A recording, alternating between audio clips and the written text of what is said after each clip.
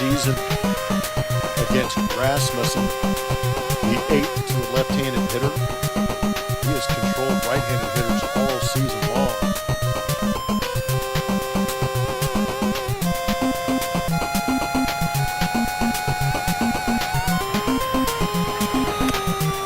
Down and away. Counts 1-2 to Walker.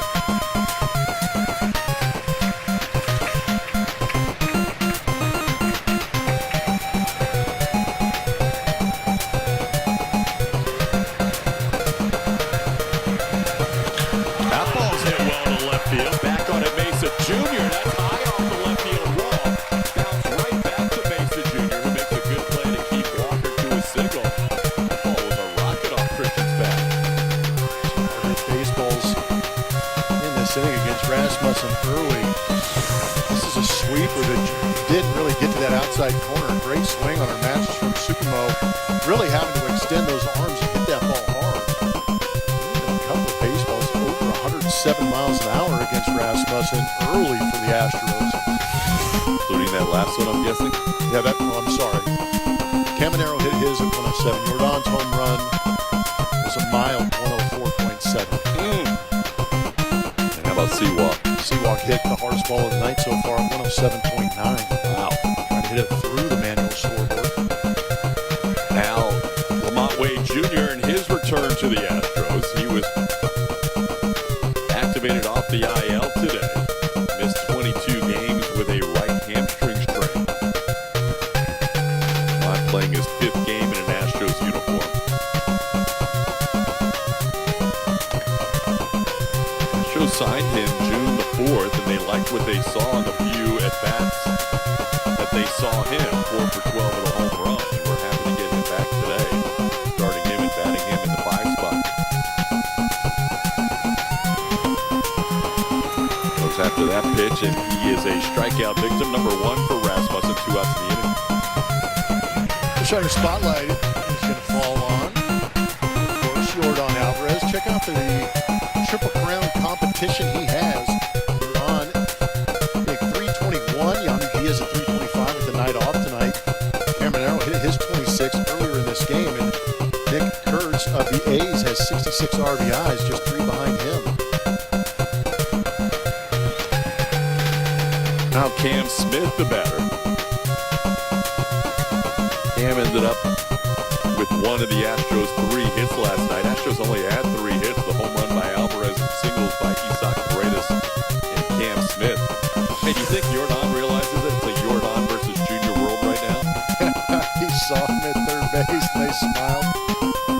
He's like, I got you. 2 of the elite power hitters right now who are both on heaters. Strike to Cam Smith. Jordan's now 8 for 16 on the homestand with 3 home runs. And that guy has 11 home runs in 11 games. The ball hits sharply. Caminero makes the play, and that'll do it for the Astros in the 1st. But a great 1st. Runner on third base, Jordan at the plate. We expect big things. We always get big things from the big man. Jordan going to the opposite field to make it 2-1 Houston.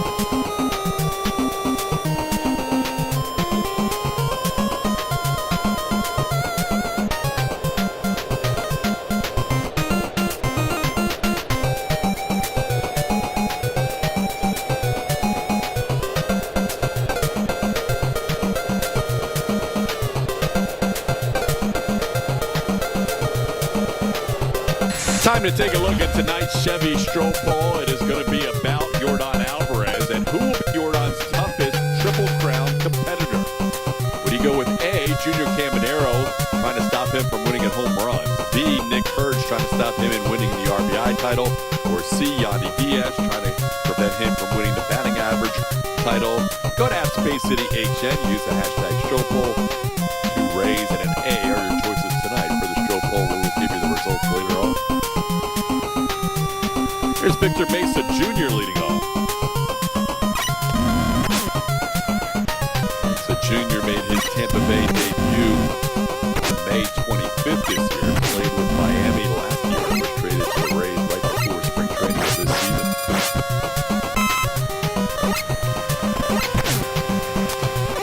Now one foul back, it's 1-1. Mentioned the Tampa Bay coming in with a 9-game winning streak. Their longest streak ever is 13 games at the beginning of the 23 season. They would eventually go on to win 14 straight home games before the Astros came to town at Tropicana Field, and they shut out Tampa Bay in back-to-back games. Hunter Brown started one of those games, and the Astros won 1-0 to wrap up that series. The previous game, the Astros won 5-0, beating Drew Rasmussen and the Rays, snapping their 14-game home winning streak back in 2023. So now the Astros trying to snap a 9-game overall streak for the Rays. Joe Espada looks on with his team currently 4 games under 500 starting play tonight.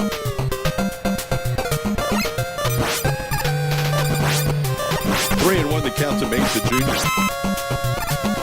And that'll be off the plate ball 4. First walk allowed by Brown. Leadoff base runner here in the second.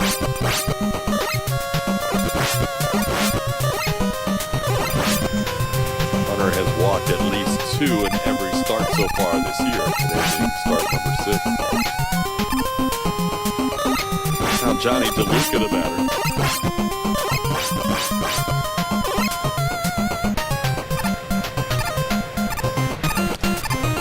Takes a pitch up for ball 1.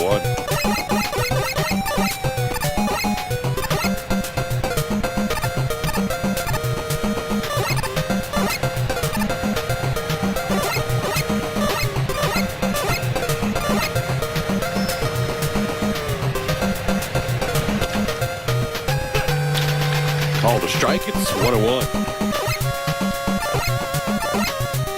Astros playing game 5 of what is a 6-game homestand. 1-3 so far after that successful 5-2 road trip.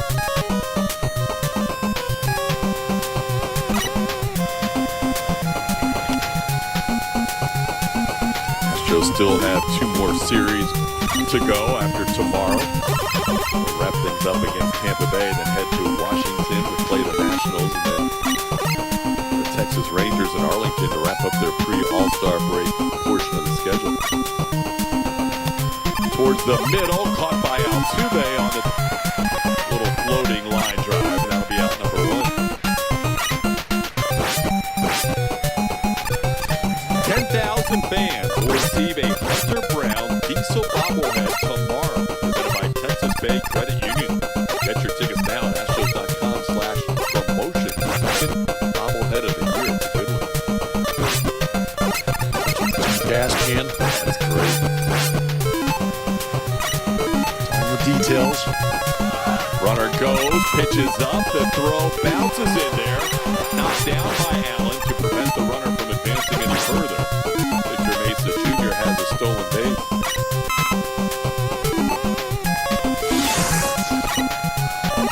Tonight's aerial coverage of the Wire Cam is brought to you by our partners at the Phi. The better throw I think they get. Base runner Mesa Jr. Tough pick for Nick Allen, short. Yeah, with you. I think if the Niners throw carries all the way on the line, he's out. Instead, it's stolen base number 2 and 4 attempts. Now Palacios the batter. Tampa Bay, 3rd in the American League, 8th in the major leagues in stolen base. You have an interesting team in that they lead the American League and are top 3 in the major leagues in batting average. But they are dead last in extra base hits in the major league. So they get a lot of hits. They just don't get a lot of hits other than Junior Caminero with power. This ball has some power though. Palacios, who has 1 home run on the year, just delivered a 2-run blast over the wall in right field. Richie Palacios didn't play in the game yesterday. But he makes the most of his first at bat against Hunter Brown, who just shakes his head on that home run. It's now 3-2 Tampa Bay.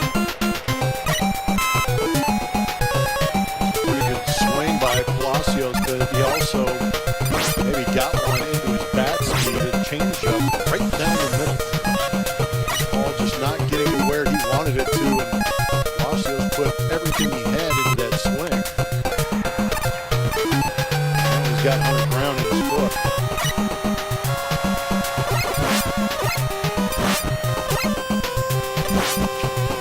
That is Palacios' 14th Major League home run. Started his career with the Guardians and on to St. Louis in the last 3 years with Tampa Bay. Only his 2nd Tampa Bay home run. This ball grounded slowly right side. Walker will need help from Hunter covering, and just in time to get Taylor Walls heading down the line in a hurry. That is out number 2 in the inning. Good team defense right there.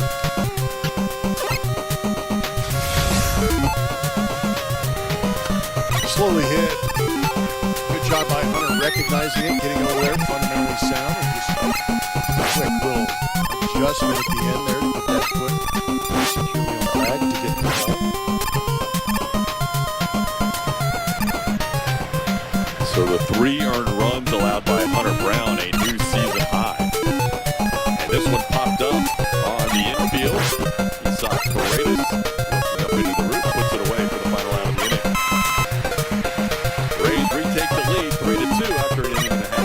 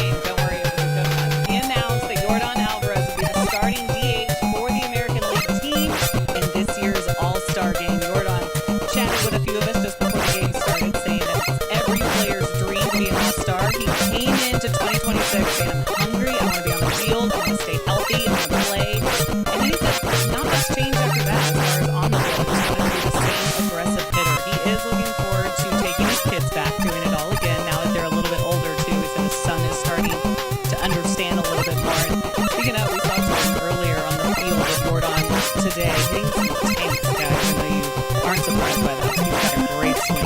Really? I have not seen him take You beat. have it? No, it was impressive. Right or left? I remember now. Okay. I I'm just know sorry. the ball was I put you on the spot. it was going a long It's way. still just tanks. I was congrats to Jordan. That's awesome news. It is expected and awesome. Good that he gets put down that way for the nation to see. He'll be the starting designated hitter, as just announced on the All-Star Selection Show. The fans voted him in Phase 1 as the second leading vote getter in any position. And they voted him as the DH over George Springer in Phase 2. So Jordan, who would be a lead candidate right now to be the MVP in the American League, will start the All-Star game in Philadelphia in about 10 days. Guiner Diaz staying alive with a foul at the plate is down to the count here, 0-2.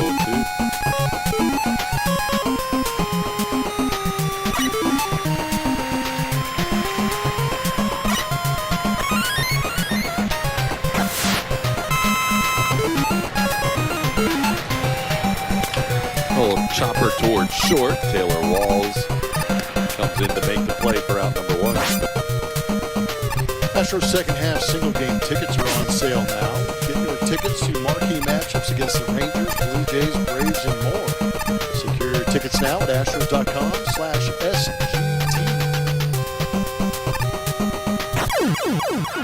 Here's Taylor Chamel. Back out there in center field tonight. Swings and misses the first pitch, 0-1. With Jake Myers being sent to AAA Sugarland, being optioned out before the game, that should be more opportunities for Chamel in center, and also maybe Bryce Matthews in center. The Astros have had 6 different players starting center field this year. On the current active roster are Bryce and Taylor. This ball hit into the upper deck but fouled, and it's 0-2.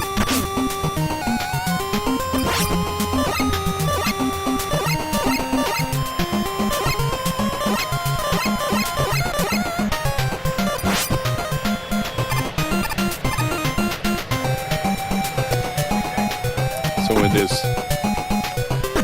matchup between 2 absolute studs on the mound, so far we haven't had a shutout inning. Go figure. A lot of homers. Homers, 3 already on the 4th of July, early fireworks. Now with a 1-2 count, Hunter Fiducia wants to talk things over with Drew Rasmussen here.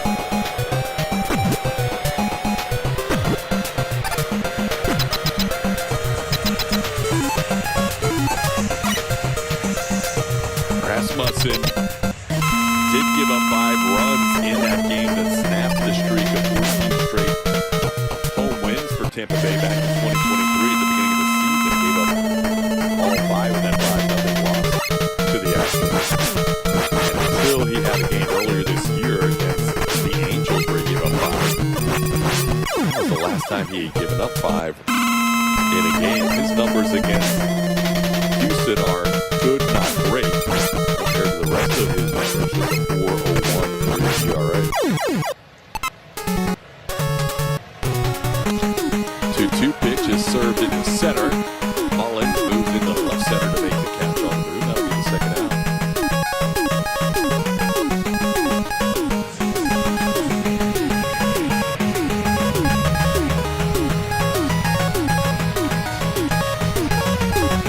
A 2-out base is empty. Nick Allen back in the lineup, batting in the 9th spot.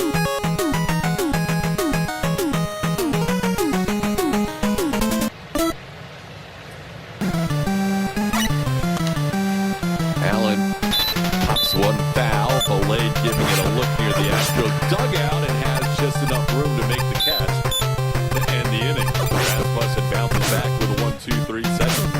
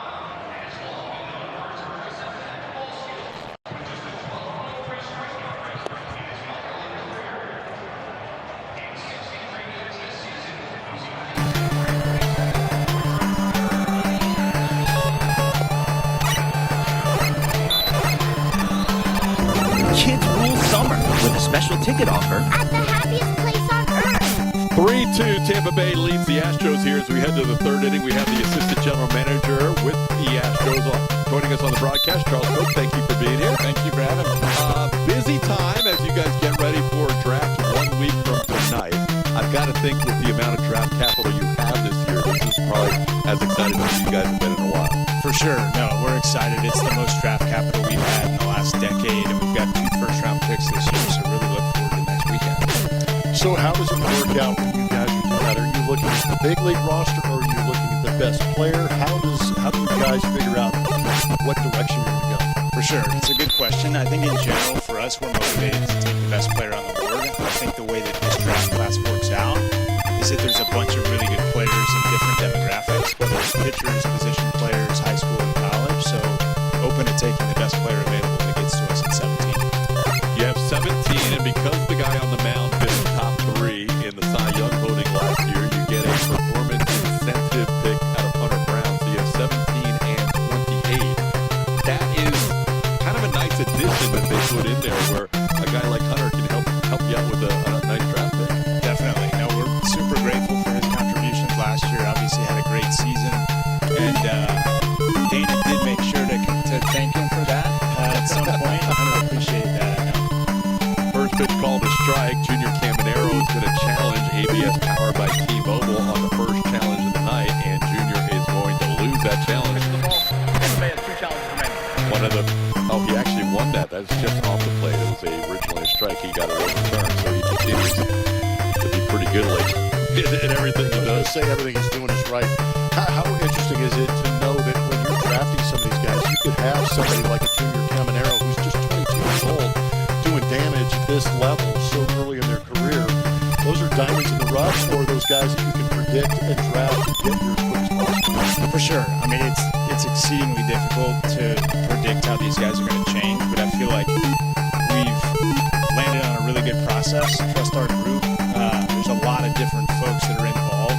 It's not just our scouting group. We've got contributions from R&D, from player development, understanding what we've had success with over the years. I feel really confident with the process that we have now, and look forward to seeing how things shake out next weekend.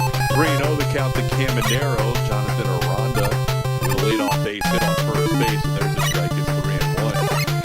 In the booth next door, their analyst Doug Wechter has a son in high school at Tampa Jesuit, Caden, who is probably going to get drafted this year, but he also has a nice little situation going at Florida State if he does not sign and as a professional after the draft. I've got to think that is kind of a new thing that you guys are dealing with is NIL money, and now kids have the ability to go from high school and continue to grow at the college level while still making money. For sure. It's definitely changed the landscape with high school guys, like you mentioned. Wechter's a guy that we scouted heavily this year. Super talented player, pitcher. But at the same time, college guys, too, it impacts things with the packages that they're offered. Historically, juniors would typically get drafted and sign, and now it's a bit more of a decision that those players have to make with respect to what they want to do next, if they want to go back for their senior year or jump into the professional game. So the signability as your scouts come back is bigger than ever then. For sure, drilling down on that. And really it can be fluid up until draft day. We have conversations leading up to get a sense for what the appetite is on the player's part, but things can change and we stay on top of it all the way until we get into the draft itself. And it feels like in recent years that y'all have been a little more aggressive on the college side. We have another challenge in this inning, brought to you by T-Mobile. ABS is interrupting the conversation. Here we go. Oh, there you go. Wow, that's a rather large miss. Okay.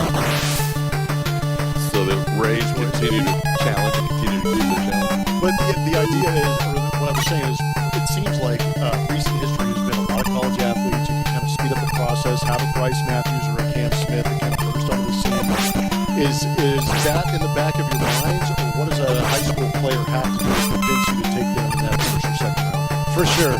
Like I was saying earlier, I think this year's class is really evenly distributed. In other words, there's talent across both high school and college. Do you feel like it's trending that way, more or less? I feel like in 2025, the strength was the high school position player class. We ended up taking Xavier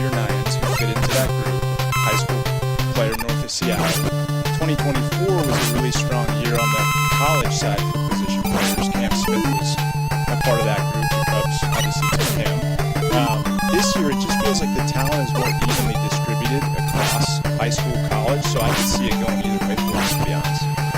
I'll let you brag a little bit about Nyans. He has been like, it seems like his command of the plate, his zone control, is years beyond what his age actually says. For sure. He told us a funny story because when we were evaluating him. He took a lot of pitches, right? He would see a lot of third pitch ball strikes. And he was better than the umpires at times. And he told us that he wasn't willing to adjust his zone according to umpires, which is something that happened to him at Team USA last 2 summers ago. But anyway, he knows the strike zone exceedingly well. It's something that attracted us to him. It's nice to see him off to a really good start this year. And that kind of goes towards the makeup of a player. Are you guys able to get close enough to these guys to kind of dig in a little bit and try and find out the makeup of some of these players? We do, so that's a massive part of our process. We just spent the better part of a week at the Combine visiting with up to 100 players. And the way that we try to attack that process is contextualizing their gameplay and understanding what their thought process is and if it matches up to what we observe. So a guy like Ryan's being able to drill down and understand what his approach is and then being able to see him actually take that into the game made it really attractive to us. Bases are loaded now for Ryan Valade after a couple of walks from Hunter Brown. Initial single by Jonathan Aranda. Now the bases are full. There's a first pitch strike to Valade.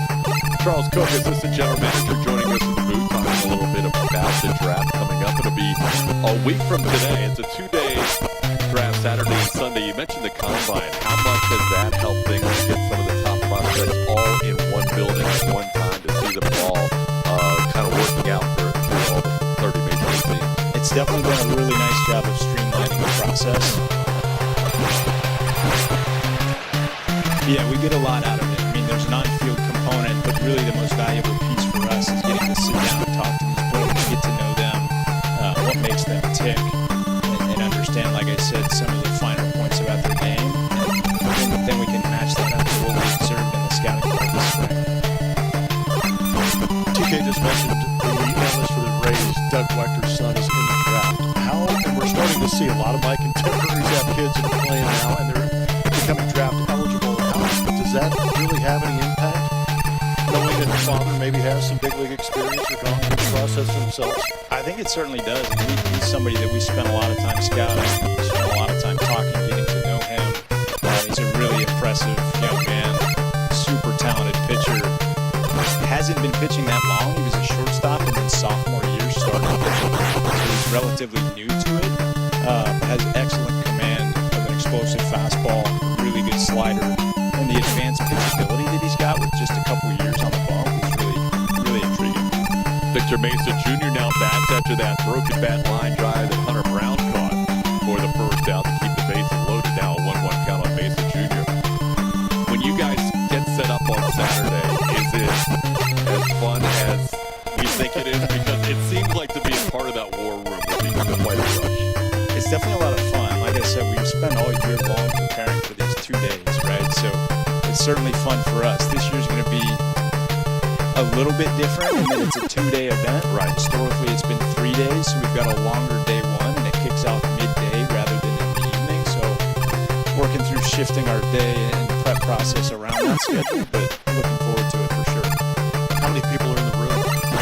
So we bring in our entire scouting staff, and then we've got a number of other key stakeholders, whether it's R&D personnel, player development, representation, really everybody across baseball operations. So we'll have probably a group of 50 or so people here, and then it's a smaller leadership group that that'll make the final decisions. But having everybody on hand here is really helpful. How do you actually do mock drafts? We do, yeah, we do. It's a big part of our process to sort of. Obviously, a big part of the draft is waiting to see what happens before you, right? So going through all those different scenarios and iterations of what would happen and what happened, who's our backup if we get our pocket picks, all those kinds of things. We'll focus on nailing down before we actually get on the clock. Hunter Brown trying to work around a bases loaded, no-out jam. Got 1 out on a broken bat. Now he's got a 2-2 count on Victor Mesa Jr. Mesa Jr. walked and scored a run his first time up. Aranda on third.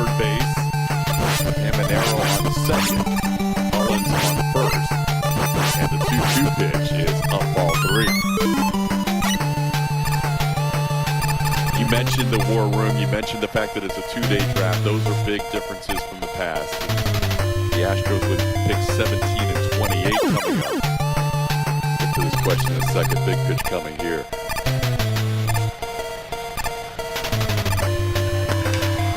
Popped up, shallow center. Actually, it's deep enough center to probably score the run. Trammell will make the catch. Tagging at third is Aranda. Throw's going to go to third. Good job by Trammell keeping the runners at first and second on a sac fly. It's now 4-2. Tampa Bay lose.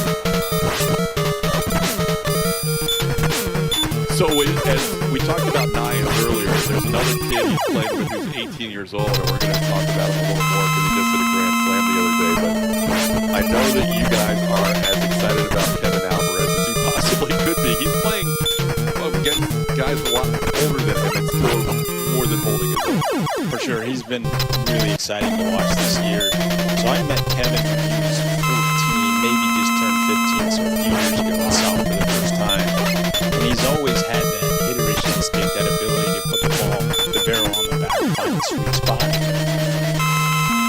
A ball into right field. Are they going to challenge Cam? They will.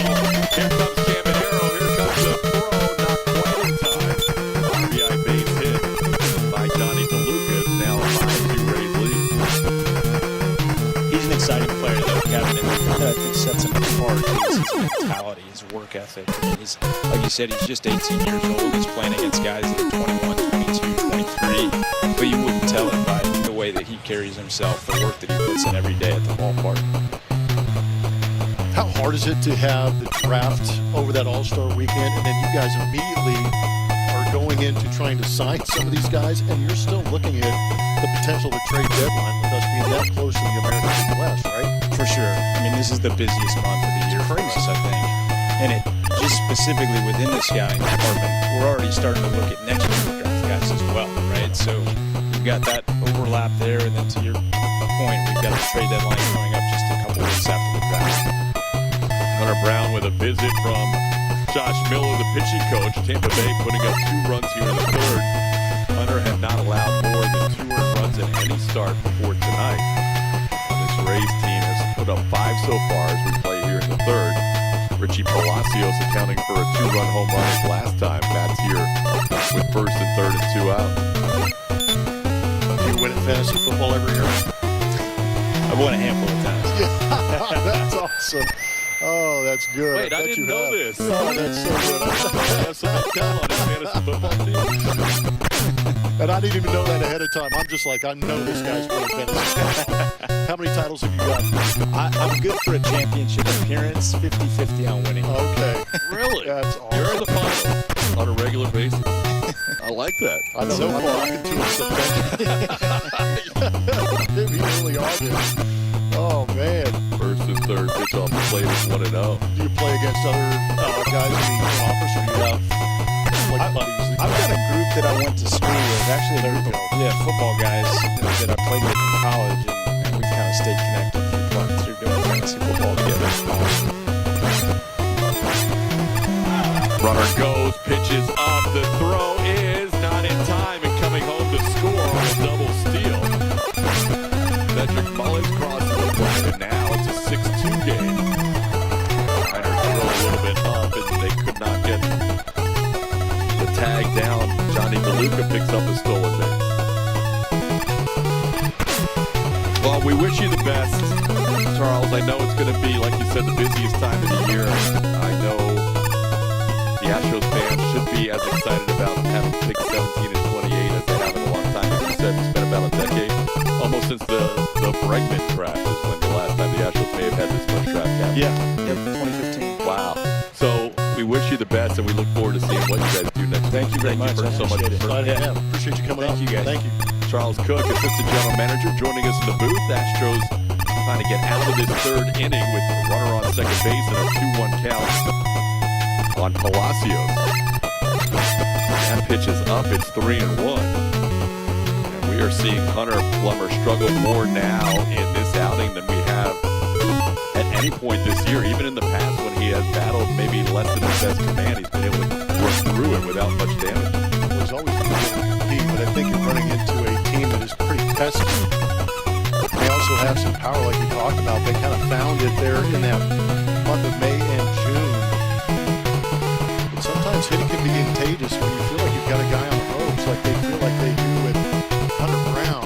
They're taking advantage of it. As you mentioned earlier, they love to get on base and just find ways to score. We had a double steal, an example of that. This ball hit to left, coming on Lamont Wade Jr. to make the catch to end the inning. Thanks again to Charles Cook for joining us in the booth here in the top of the third. It's a 6-2 Tampa Bay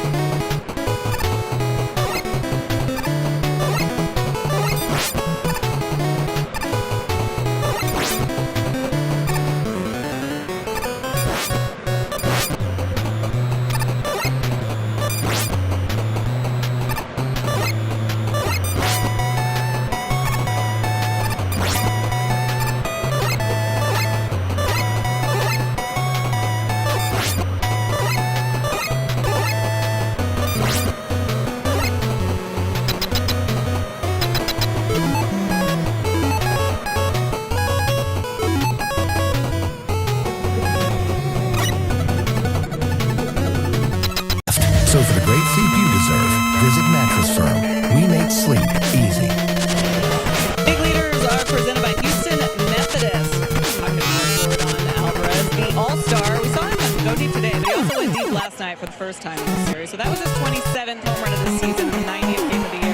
Only the 5th time that an Astros hit 27 in 90 games. It was also 27 before July 4th, so we're looking at who else has gotten up to that point. Lance Bergman also collecting that number. Bergman hit 42 that season. Baggy with 26 a couple times, and he holds the single season record with 47. So we'll see where Jordan ends up again. Yeah, good company. Really good company for the big man. Astros down 4 now as Jose Altuve leads off the third inning. Altuve with his first triple of the year, his first time up. Now 3 for 10 lifetime against Rasmussen, trying to bunt. And bunts it foul, it's 0-2. Jose, the only one in the lineup today with a career home run against this right-hander. Came back in 22.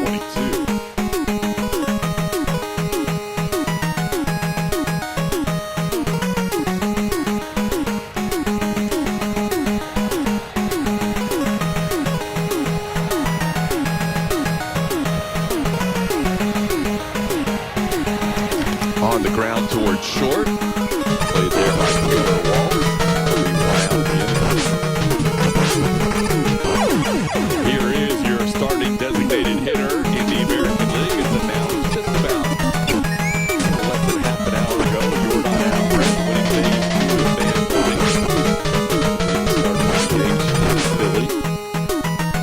I imagine he'll be batting somewhere right in the middle, 3 or 4. John Schneider wants to hit Jordan, and you know how much respect John Schneider has for Jordan. All he did was put up the 4 fingers 3 times in that series in Toronto.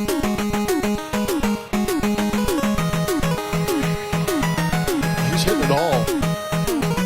It's kind of interesting, the off-speed being at the lowest. He actually goes out to on those changes. He's been really good on the breaking ball this season.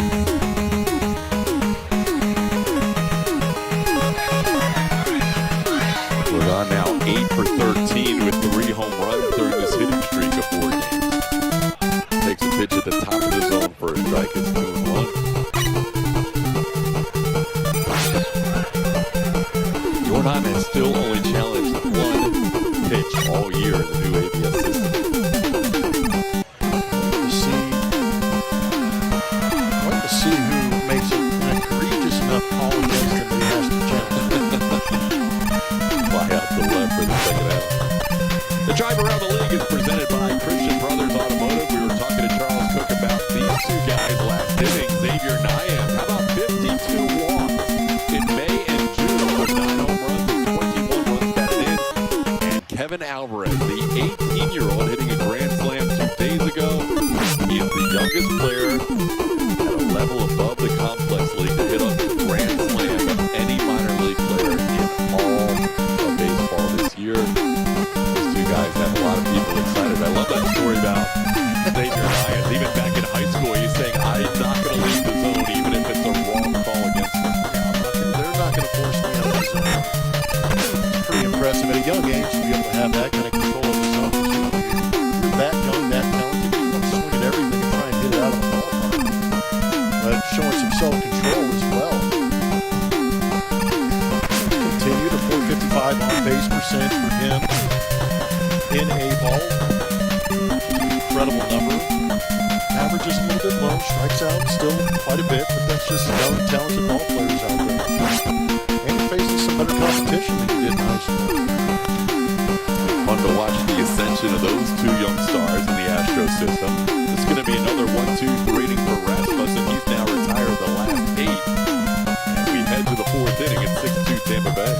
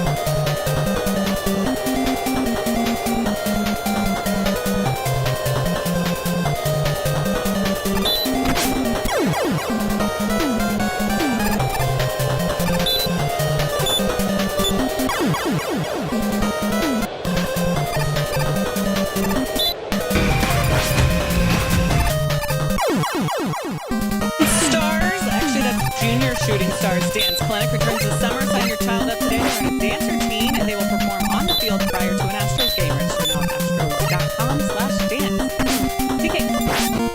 All right, Julia, first pitch swinging is Taylor Walls, and with his speed, no chance for Nick Allen. Nick tries to throw it on top, but Walls beats out the infield hit.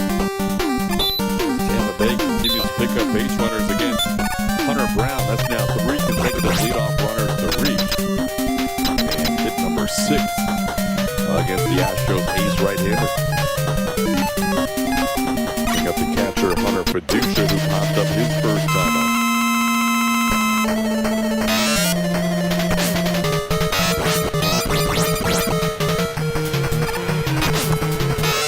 Pitch down for a ball, 1-0.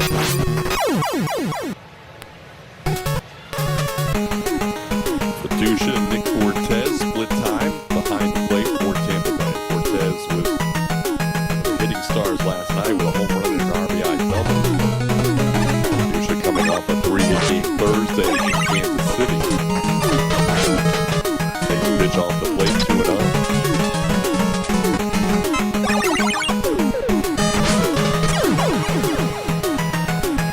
Hunter Brown looking for his first shutout inning of the night.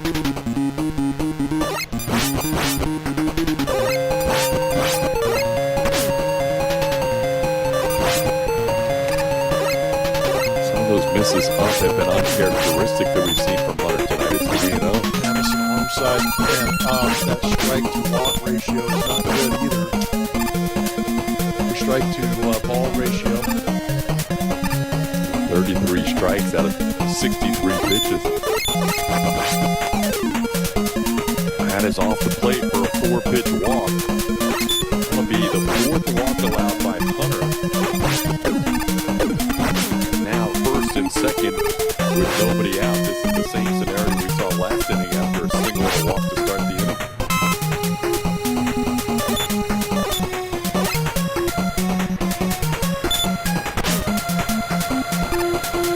Hunter walked 4 in his first start of the season, so he matches his season high. 5 is his career high. Now the top of the order, Jonathan Aranda. Misses that fastball 0-1. Nate Pearson warming up for the second time tonight.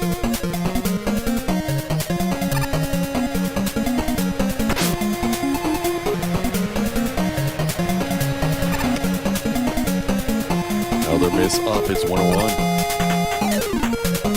It's gotta be just so maddening for Hunter not being able to figure out his curveball primarily, but his location for almost all his pitches tonight has been a little spot.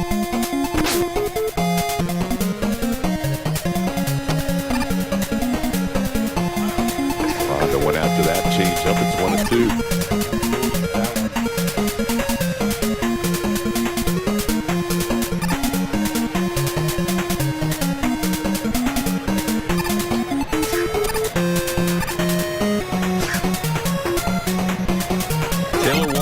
Second, Hunter Fiducia on first. Still nobody out in the 4th. A 1-2 count here to Jonathan Aranda. Ground ball foul. Swinging strike, foul ball strike for Hunter. The strike rate on that fastball is under 50%. It's still 31. Hunter struck out Aranda, the first batter he faced, has not had a strikeout since.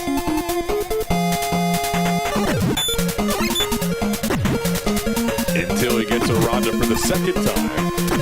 Jonathan down, looking first out of the inning. Steakhouse 3D powered by Google Cloud.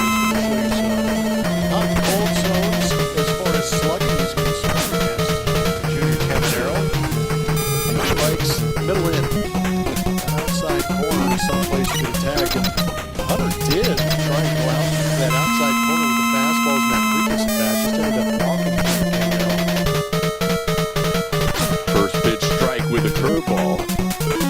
Hunter lands that curveball that has been elusive for him lately. There's a big first strike on Caminero. Home run and a walk tonight. Now 11 home runs in 11 games for Caminero. Challenge right away on that pitch. Caminero thought that pitch was in. Alex Dozy called a strike. ABS powered by T-Mobile. And Dozy got it right.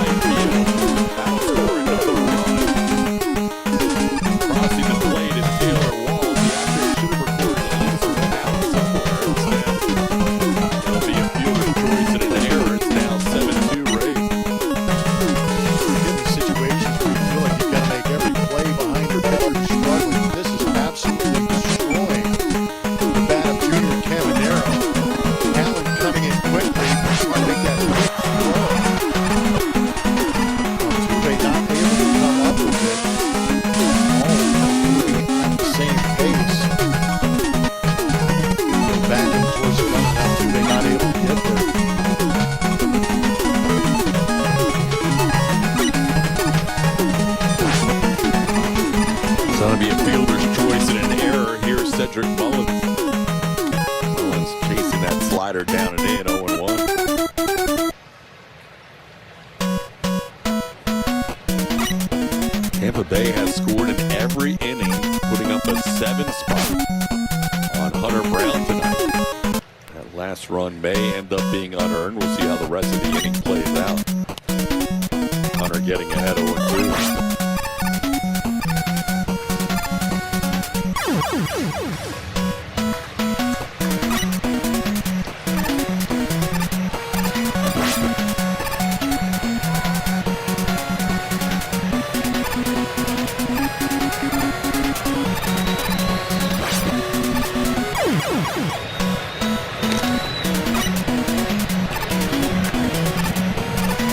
Feels like that pickoff attempt was a little bit of a breather for Hunter Brown, trying to gather himself.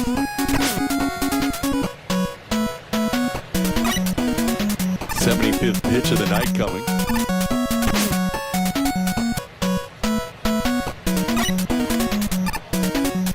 Didn't miss by much, just missed the inside edge. It's 1-2.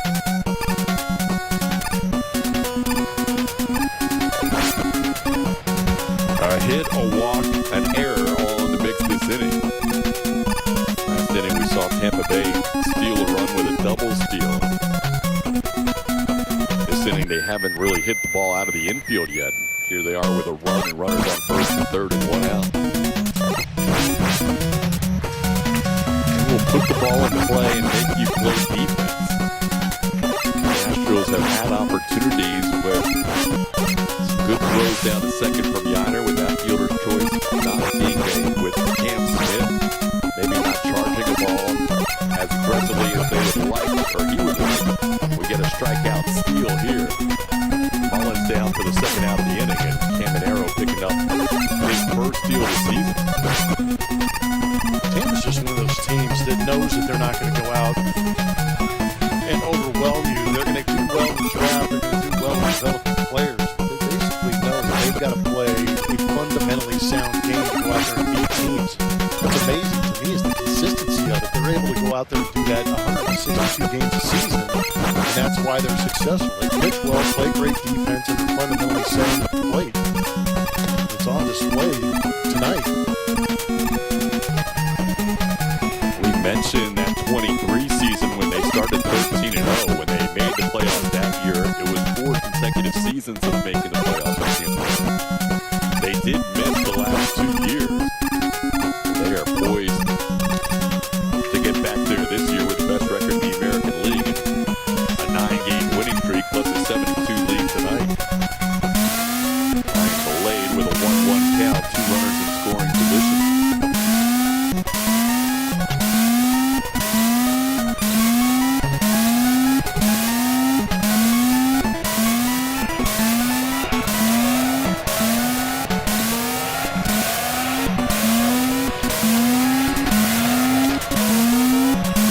Play 2-1.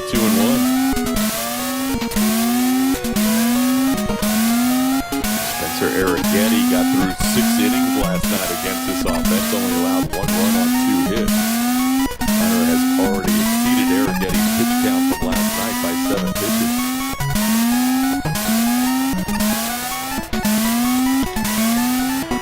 This has got to be Hunter's last inning. It's not just 91 pitches. For 81 pitches, I just feel like the fatigue is set in. He's throwing so many leverage pitches. He hasn't thrown many pitches without a runner on base. No. A lot of these have been stressful pitches and stressful innings. And those fastballs up aren't close to the top rail. No. He's missing with some significant distance up on some of these misses.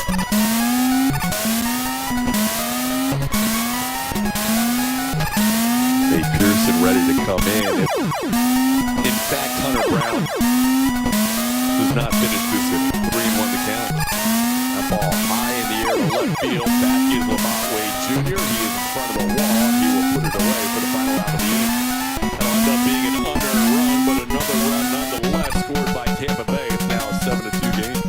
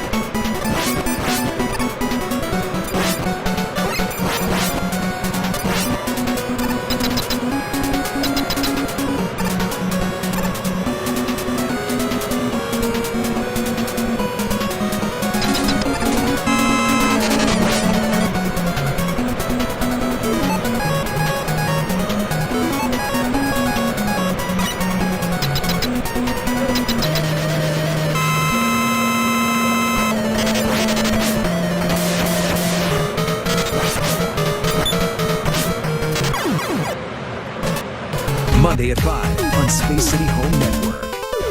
Now it's time for the USAA Salute to Service. Veterans here honored heading into the bottom half of the fourth inning on this 4th of July. Happens every night here at Dyken Park. Tonight a little bit more special with the 250th birthday of America. The centennial Christian Walker was hit by that pitch to start the inning. Walker doesn't love that. Shaking his hand as Rasmussen got him on a pitch in to start the bottom of the fourth.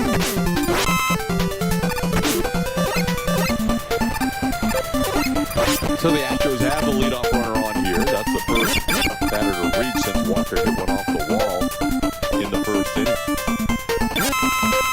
Velasquez taking a slow stroll with Christian down the first base line.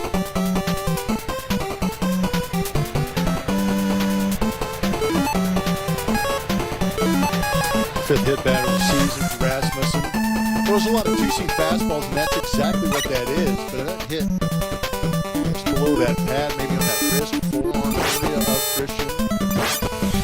Says he's all right. He's going to stay in this game, which is a little shook up right now. Two-seam, four-seams, and covers for Rasmussen.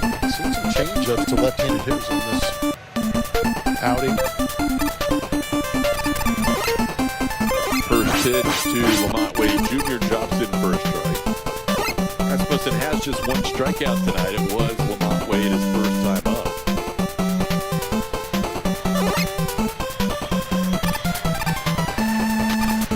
This ball sent in the air to left field. Playable for Victor Mesa Jr. And there's one away here at the bottom of the fourth.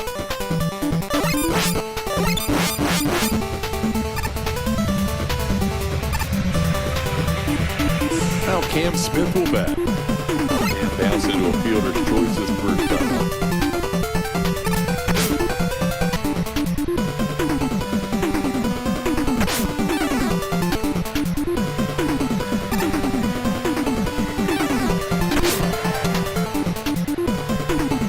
And when we were mentioning the plays defensively that the Astros normally would make, they weren't errors per se. You'd never have an error on a throw that bounces in there on a caught stealing attempt. You never would give Cam an error on that ball to right field, but that's a ball that he normally would charge more aggressively and make a play at home plate. But that's where Tampa Bay takes advantage of any little hiccup there is on defense to try and score extra runs. They're not, even though they have Junior Caminero, they're not built on power. They're built on advancing 90 feet or more extra at a time and trying to take advantage of any small miscue. Well, you said it earlier, they get their hits. They're not going to go out there and extra base hit you. So if you're not getting those extra bases, you got to find a way to get the advantage. And if the advantage means taking advantage of a simple miscue or lack of hustle to a baseball, get that extra 90 feet. These guys are going to do it. This one popped up on a 2-1 pitch. Caught there by the second baseman Palacios for out number 2. The Astros without a hit since the fourth batter of the game. And here is Yainer Diaz, who grounded out his first time up. Reigning American League pitcher of the month, Drew Rasmussen, gave up 2 runs to the first 2 batters he faced. Hasn't allowed much since.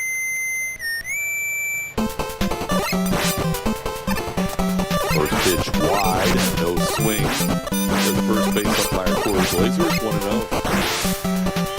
Rasmussen in June went 3-2 with a 0.82 ERA. Had at least 6 innings of work and 2 runs or fewer in all 5. Yainer bidding to change that. Deep to right field and goal! Yainer Diaz hits one out to right. The Astros get 2 back. It's now 7-4.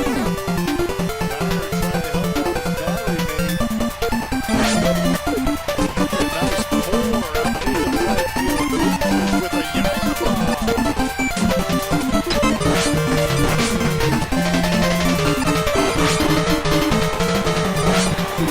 Rasmussen will not go.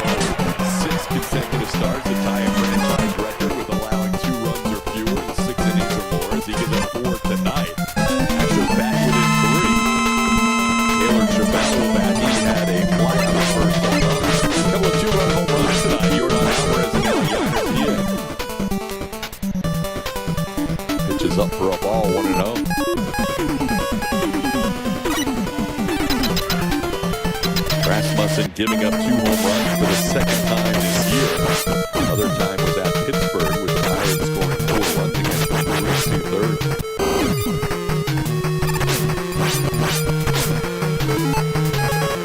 Now Trammell with a 2-0 count.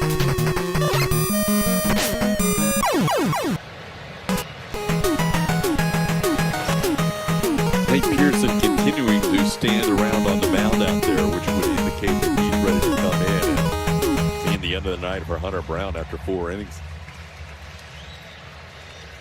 Yeah, we mentioned it last inning, and I'm kind of with you on that. And it's maybe not the number of pitches, but the intensity of those pitches that he had to throw today for Hunter Brown. He was constantly pitching with traffic.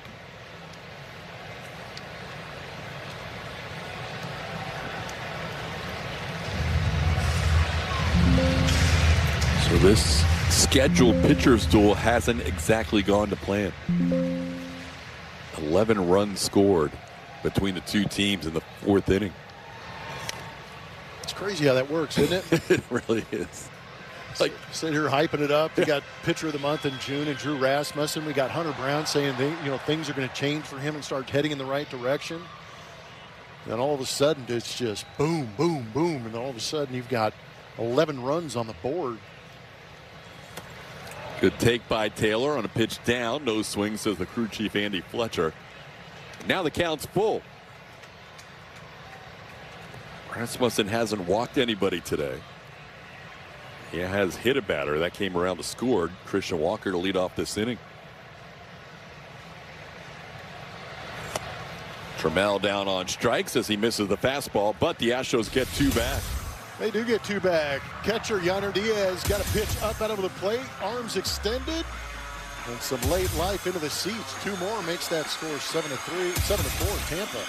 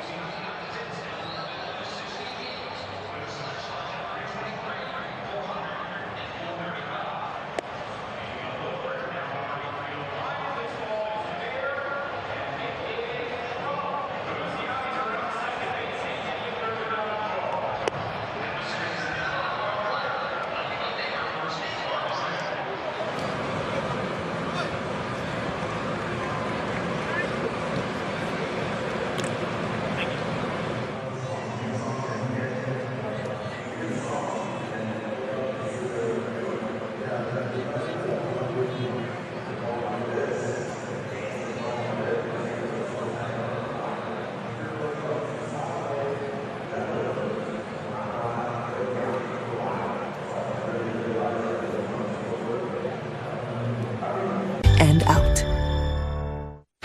Houston Astros baseball on SCHN is presented by JP Morgan Chase, reigniting the American dream to expand opportunity nationwide. By Genesis, sponsored locally by your Houston area Genesis retailers. Welcome to Genesis. And by Michelob Ultra Zero. Make a plan to get home safe. A reminder from your friends at Silver Eagle Distributors, Houston.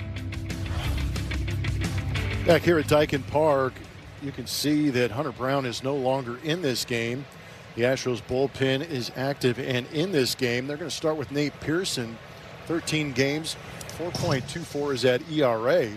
That one races to the backstop at high octane. He can give you multiple innings. The last 5 games, he's thrown in 7 1/3. Gave the Astros a strong appearance in Detroit, going 3 innings of no-run baseball. First batter he faces, Victor Mesa Jr. pops the foul out of play. It's 1-1. Mesa Jr. walked, stole a base, one of 4 steals for Tampa Bay tonight. They had a double steal in the 3rd that scored a run. Also Junior Caminero with his first, and Mesa Jr. with his second back in the second inning.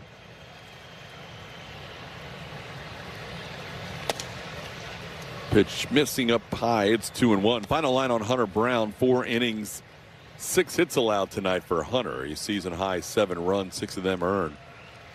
Hunter also matched his season high with 4 walks and struck out 3. 82 pitches, 45 strikes for Brown, and now a 3-1 count to start Nate Pearson's outing.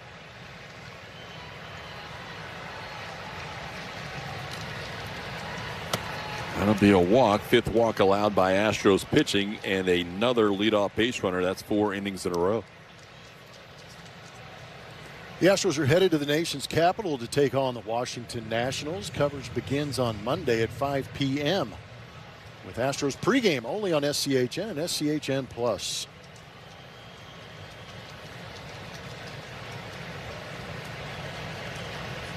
Now Johnny DeLuca hits it hard but foul off the netting in the left field side.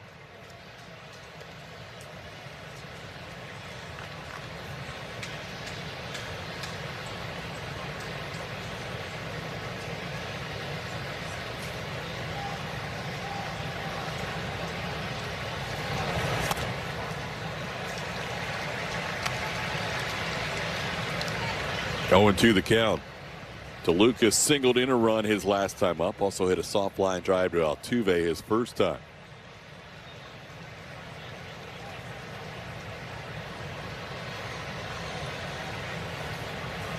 Ground ball towards third. Paredes will go to Altuve for 1.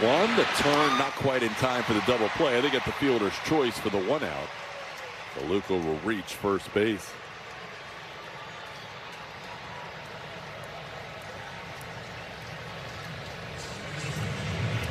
The Astros need the ground ball. They get the ground ball. It's just not hit hard enough.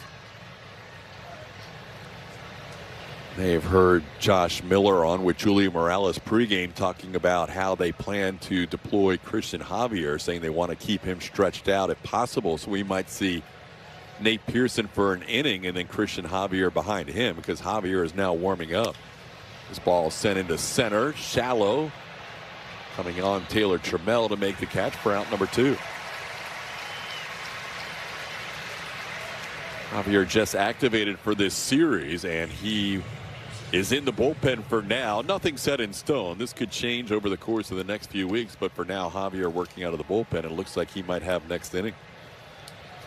Yeah, being that starter in the bullpen probably needs a little bit of extra time to get ready. And you mentioned that Nate Pearson was hot an inning beforehand, so probably necessary to get him in this game just because he's gotten hot and he's ready to go, but also to give Javier maybe an inning or so to get himself prepared to come into this game. Javier has more relief appearances than starts in his postseason career. And in the regular season, he has started 61 games and coming out of the bullpen. Actually, he started 90 games and coming out of the bullpen 34 times in his big league career. So the bullpen's not exactly foreign to him, although he has been primarily a starter at the big league level since 2022. Runner goes, the pitch is wide, the throw is not quite in time. 5th stolen base of the night for the Rays as Johnny DeLuca has his 2nd steal. Jenner's going to feel like they are picking on him today. It's not entirely on him. A lot of it has to do with that the pitchers are quick to home plate, but the Tampa Bay Rays got their running shoes on tonight. And that one was not his fault at all. The first one DeLuca stole. I think a good throw gets him. Yep. That one he didn't have much of a chance. Or Victor Mesa Jr. had a steal earlier, or maybe a good throw got him. That's now a 4-pitch walk. Taylor Walsh draws a walk. He'll be on base for the 2nd time tonight. That's now 6 walks allowed by the Astros, 2 from Nate Pearson this inning, and Josh Miller is going to go have a word with his big right-hander here. Walks have been an issue all season long for the Astros. They're 28th in walks per 9 at 4.37, and they've been getting better at it. The second best team in baseball is the Rays pitching staff, 2.75 walks per 9. It's unreal how big a difference that is. Huge. Talking about a couple of runners every night. Now a word from Taqueria Cervantes. Jeremy, and what does winning taste like? It's like going to your favorite spot. You just know. And when it's Taqueria Arandas, always a home run. Joe Espada looking on, hoping Nate Pearson keeps this at 7-4 here. 2 on, 2 outs, facing the number 9 hitter Hunter Fiducia. Fiducia drew one of the walks his first time, or his last time up. He also popped up his first time.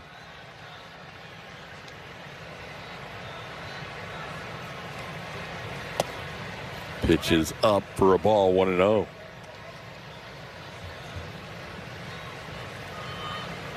Five in a row missed by Pearson.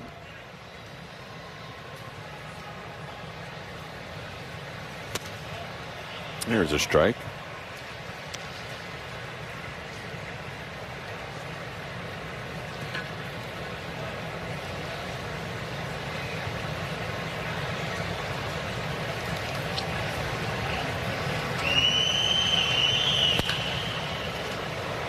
Ball rattles around the camera well.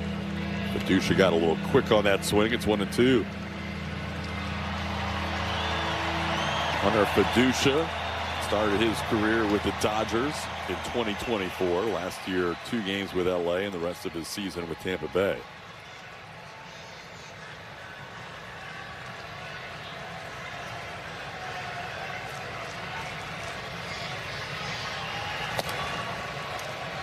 '99 missing up. It's 2-2.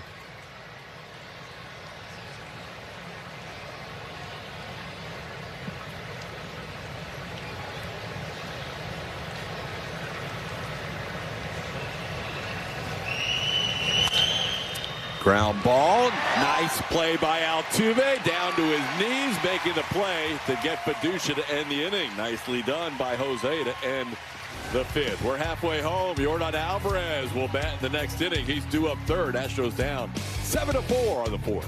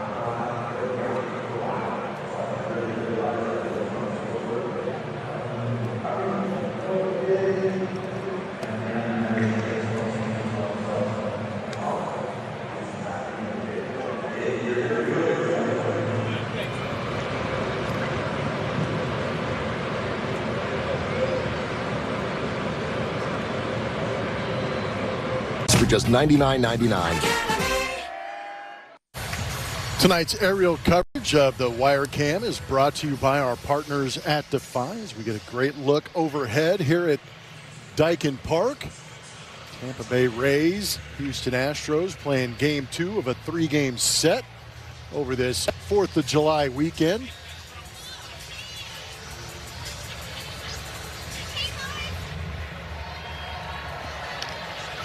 Nick Allen getting the start tonight, batting for the 2nd time. Allen popped up to first base in foul territory his first time up. This will be Nick's 21st start of the year, 41st game played. He's batted .268 during his starts this season. It'll be Allen and Jose Altuve. Hopefully one or both of them get on in front of Yordan Alvarez in this 3-run game. Drew Rasmussen so far allowing 4 runs in 4 innings. Rasmussen in the entire month of June, where he won pitcher of the month, only allowed 3 earned runs, so he's allowed more tonight than he did the entire month prior to tonight. Wow.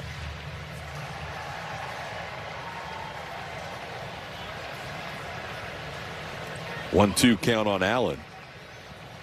Nick is 1 for 3 lifetime against this right-hander. Hits the ball hard, but foul.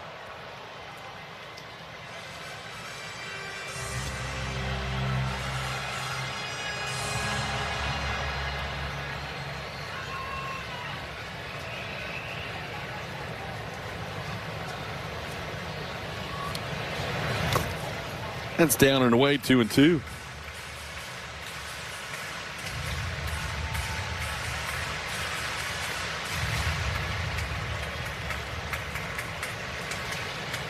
Saw Jeremy Pena pregame getting in more work.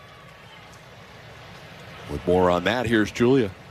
Yeah, Jeremy just had, what, a day or two where he let it rest, the calf strain, and then got right to it. But what we saw today was more work out there, and then running the bases. As you know, that is a huge step and one of the final steps. There's a chance he goes out on a very, very quick rehab assignment, but they're hoping to have him back soon. So sounds like the minimum 10 days might be accurate for Jeremy. That's good news. You know what an impact he brings to this lineup, offensively, defensively, but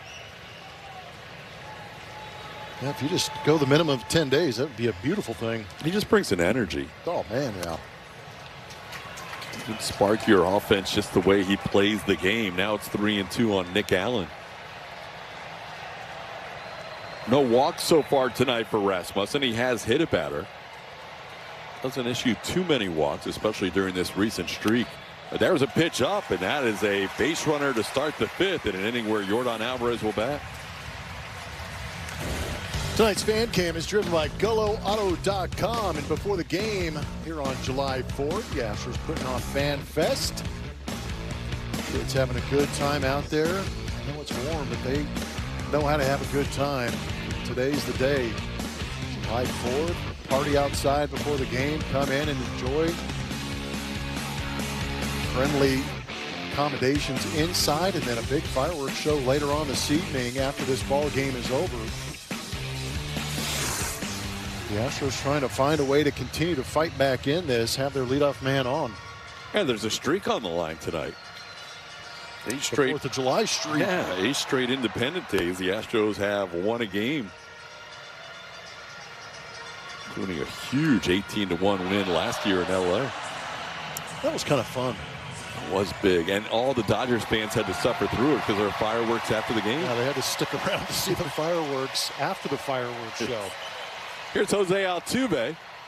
Jose with a triple his first time up, grounded to short his last time. Hits the ball hard down the left field side. That is a fair ball towards the corner. Nick Allen getting to third. Altuve digging for second. He'll go in sliding with a double. Astros with runners at second and third and nobody out. 2 for 2. He's ambushed Rasmussen a couple of times. First at bat for a triple, this time getting the cutter, pulling it into the left field corner and getting that double. So now you've got runners at second and third. Could get very interesting with Yordan Alvarez at the plate. Good look at the entire play. Tony Perez-Chica seeing where that ball is, holding Nick Allen up. Yordan now the tying run in this game. And the first pitch fastball for a strike. Yordan hit one out into the Hall of Fame hallway out there in left center field his first time up.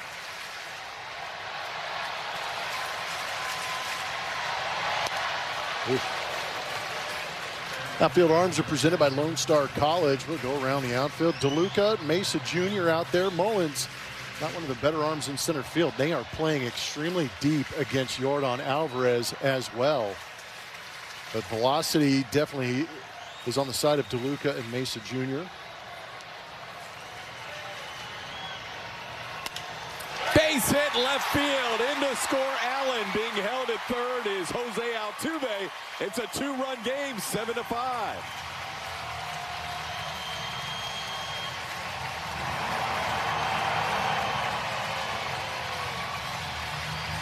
Professional hitter Yordan Alvarez got himself a 2-strike count, takes a fastball at the top of the zone and shoots it the other way. And that's part of what we like about Yordan so much is, yes, he can go out there and hit that 3-run homer quite a bit, but also in some moments he can just turn into a flat-out good hitter and drive in a run to keep this rally going, hopefully, for the Astros. Now Isaac Paredes tying run now at first base. In addition to a lot of other categories Yordan leads in, he is also the best hitter in baseball with 2 strikes, and tonight both of his hits have been with 2 strikes. Now, there's a lot of hitters around the league saying it's not fair that you can go out there and have the kind of power that he does and be one of the best hitter or the best hitter with 2 strikes. Because there's a lot of times with a lot of hitters, those two things don't go together. Yordan hit a home run into the bullpen last night with 2 strikes, hit one into Hall of Fame alley earlier tonight with 2 strikes, and that single with 2 strikes. Drew Rasmussen giving up 5 earned runs in this start. His 98th career start has never allowed more than 5 earned runs in any of his previous 97. This could be an all-time high against Rasmussen. If Altuve scores in this inning, it's 2-1. Sox been doing good in the RBI category. Kind of creeping back into the mix and sliding into that 3 spot in the batting order. Line drive caught by Caminero. Both base runners getting back to their respective bags. That was hit hard by Isaac, but he's out number 1 in the inning.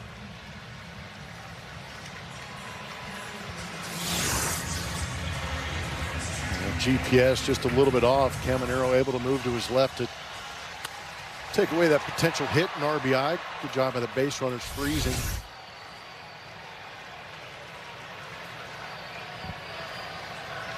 Now Christian Walker with a single and a hit by pitch.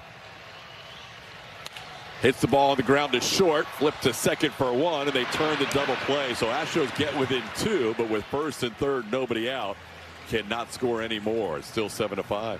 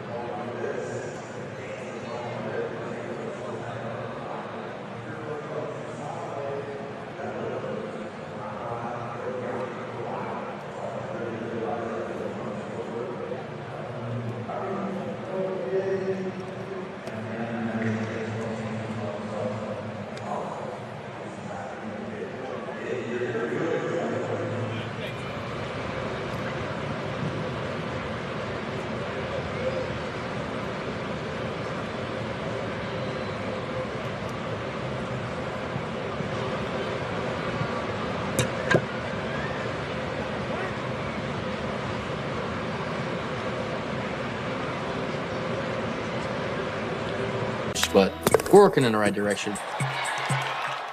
The best in Texas power pitcher is driven by Ford. Let's go back to 1980 in Cincinnati.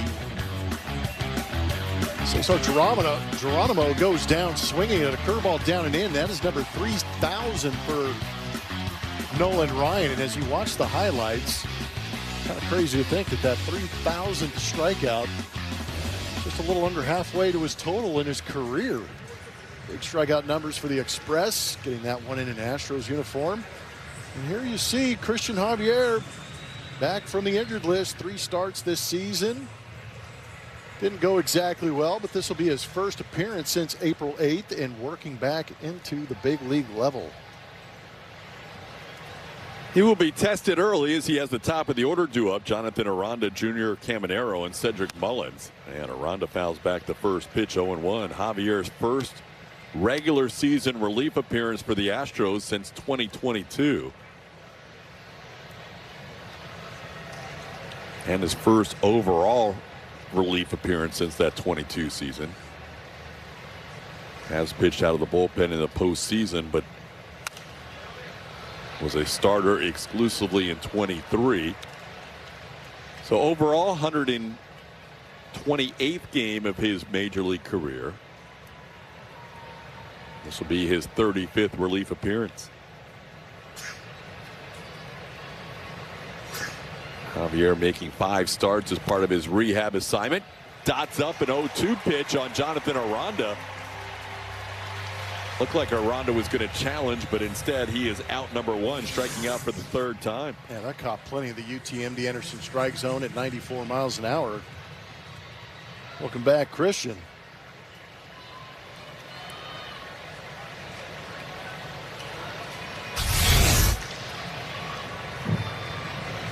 Now Junior Caminero.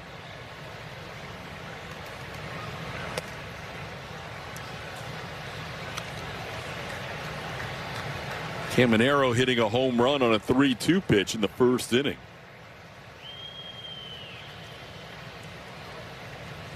There have been 2 hitters in Major League history.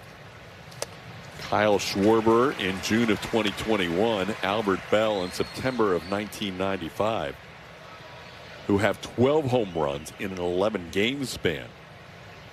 Junior right now is at 11 in his 11th game. 1-1 count here.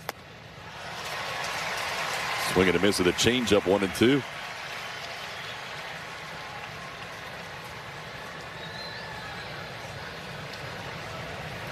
Javier should be out there for multiple innings, you would think. He has been stretched out during his rehab.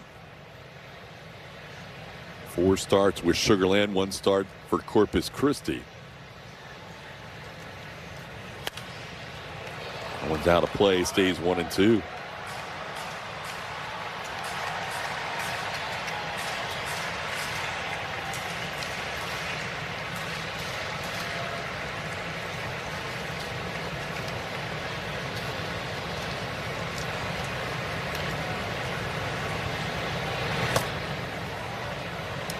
Pitch in is 2-2.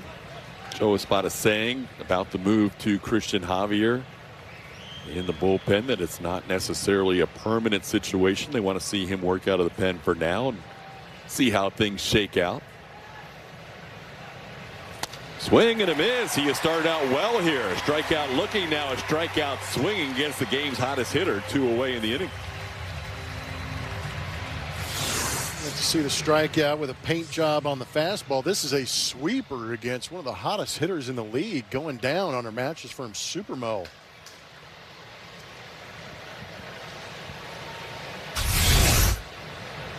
Now Cedric Mullins will bat.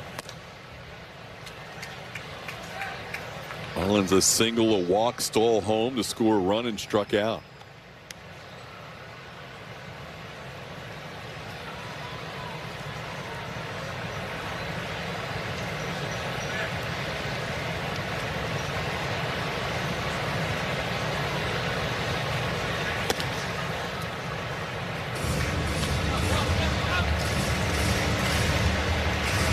Astros have been looking for that A version of Christian Javier that we've seen so much earlier in his career.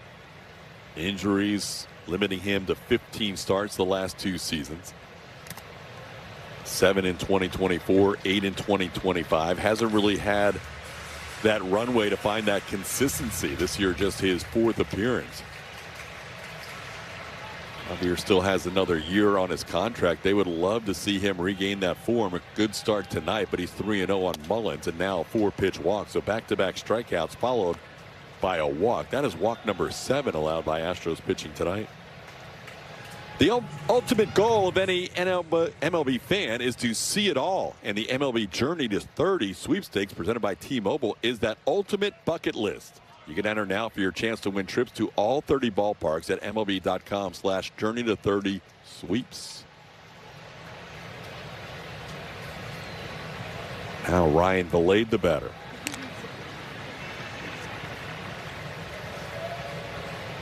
Valade is hit into a double play, hit a soft liner on a broken bat, a sheared bat that Hunter Brown caught, and then flied out to left field. Only Rays hitter who's not reached base tonight. Swing and a miss, 0-1.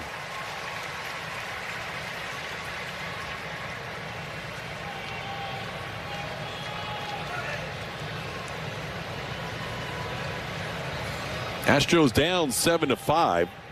Had a chance to cut into that lead more last inning, but couldn't score any more runs after the first run came in with first and third and nobody out. How about Javier getting some swinging strikes here in this inning? It's 0-2.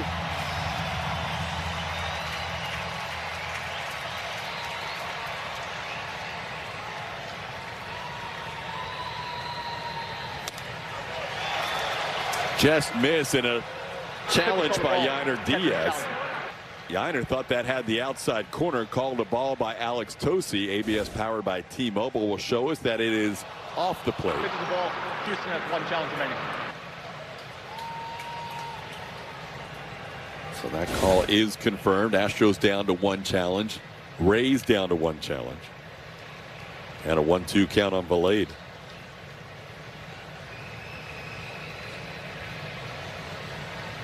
Runner goes. The pitch is swung on. Strikeout for Javier. He struck out 3 in his first inning off the IL. Nice welcome back for Christian Javier. That sweeper looking good. Hitter's not seeing very much of it and not getting even close to it. 3 strikeouts to end that inning.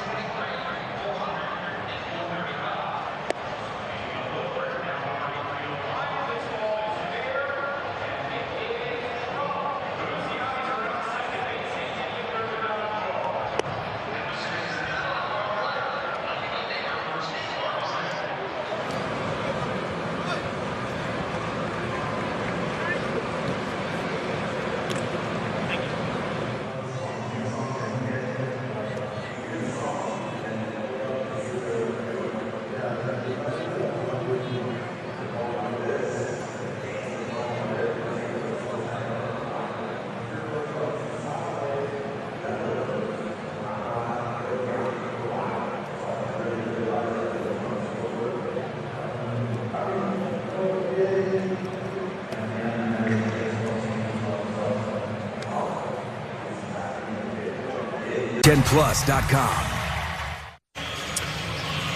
We are back here in Houston. The Rays are leading 7-5. Teams are matched up in hits with 6 apiece. And Drew Rasmussen's evening is done. They're going to give way to Cole Sulser, first one out of that bullpen. 31 games. He's done a little bit of everything. As you could see, the couple of starts. Also has a couple of saves. But that ERA sits at 5.30. Lamont Wade Jr. hitting for a hit, but a nice play by Taylor Walls. Very good defensive shortstop makes that play for out number 1. They'll all stay good hands. Replay is going to be last night. They were getting on the mound, and Cam Smith leaping into the stands, reaching in, taking away a potential foul ball and turning it into an out. Everybody amazed except Statcast, who said that was a 95% catch probability. I would love to put that computer out there and dare it to make that play at 95%. Yeah, we've talked about it before. Statcast just doesn't have a way to kind of qualify for those plays off the wall, or in that case over the stands. That was a great play, and I do not think that is caught 95% of the time. No. That's defensive runs saved, which is a Fangraph stat, and Cam is doing better in that category. He gained 1 DRS number last night with that catch. Still has a ways to go to catch Abreu. Williard leading in DRS. Cam has better numbers in the outs above average. He should be the 2 leading candidates, you would think, for the Gold Glove in right field. Check swing, grounder to second. Palacios makes the play for out number 2. Last night, Tampa Bay's 3 relievers, Kevin Kelly, Casey Legamina, and Brian Baker, got 11 outs in the game, 3 2/3 innings with only 28 pitches. They were 3 2/3 perfect innings. Kevin Kelly was by far the most efficient, 7 pitches and 5 outs. Wow. He had 4 first pitch outs and then a 3 pitch out on Taylor Trammell. Here's Yainer Diaz. Yainer got the Astros within 3 with his 2-run home run last time. Ground ball to third. Junior Caminero makes the play on a couple of hops. And a 1-2-3 inning for Cole Sulser as the Rays bullpen continues to be perfect in the series.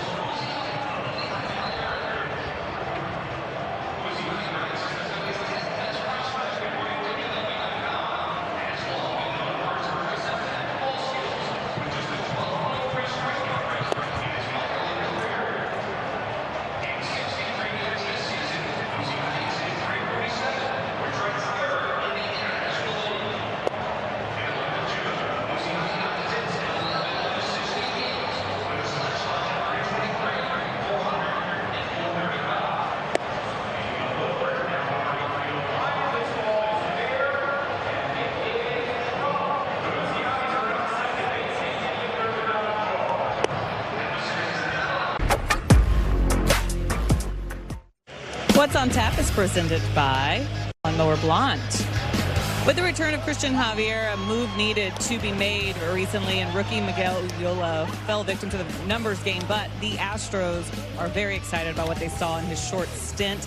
And you can say the same with Alan Bersanta, both called up this year as prospects, prove they're ready and can pitch well at this level. And pitching coach Josh Miller told me before the game it gives them much more confidence to call on them when needed. Both so impressive. And right now they just want them both to stay sharp down there. Be ready for the next call, TK. Yeah, they were both really good. Ulloa, a couple of shutout innings, twice, 4 total. It's good to have some options down there at the minor league level. Options and future. Yeah, absolutely. And Christian Javier has looked good as he begins his 2nd inning of work. Javier struck out 3 in his 1st inning. Had a little bit of a blip with Cedric Mullins on a 4-pitch walk. But other than that, he has been throwing strikes. Victor Mesa Jr. leading off with a strike. It's 0-1.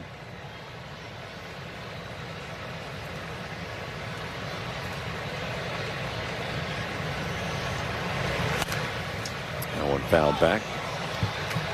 Javier working ahead 0-2.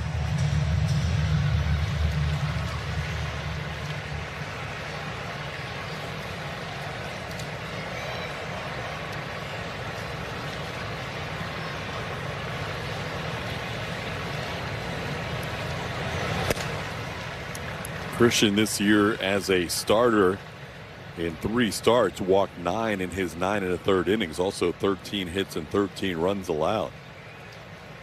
Now coming back from injury, hoping for more success than he had the first 3 starts. The right shoulder strain kept him out for 76 games. He just came off the 60-day IL yesterday, with Ulloa going down as a corresponding move that Julia mentioned with the numbers game. 2-2 the count to Mesa Jr.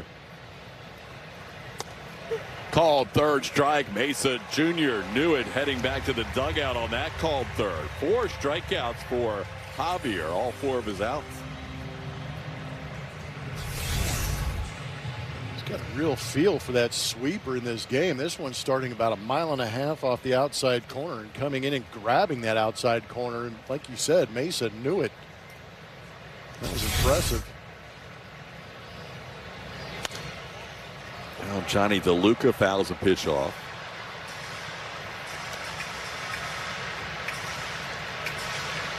DeLuca 1 for 3 today with a couple of stolen bases.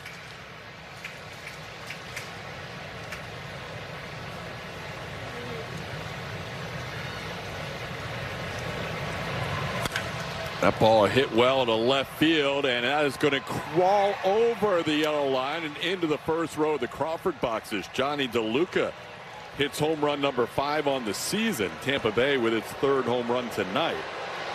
And they now have established a 3-run lead again. It's 8-5. As good as that sweeper has been, DeLuca did a good job of staying on this one. It came over the heart of the plate. And DeLuca able to just kind of put a compact swing on it and hit a laser just up over the manual scoreboard for a 355-foot home run. 3rd home run allowed this season by Javier. Now Richie Palacios, who has one of the other 2 home runs, takes a pitch just missing for a ball, 1-0.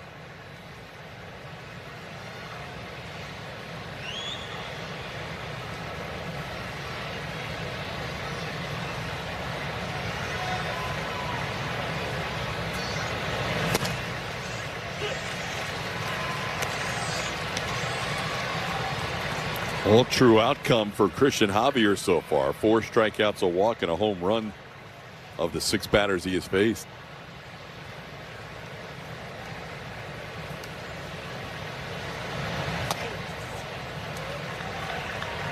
It's off the plate, 2-1.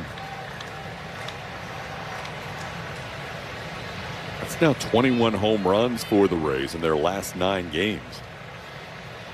Said they aren't much on the power side, but their power has shown up here for the last week and a half. It's at the bottom of the zone for a strike, 2-2.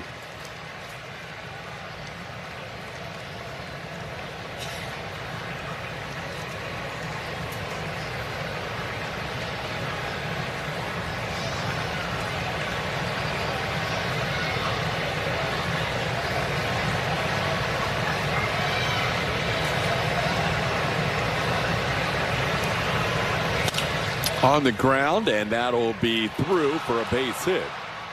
Cedric Mullins, Richie Palacios with his 2nd hit of the game is a 1-out base runner. Time now to play Astros trivia powered by Reliant.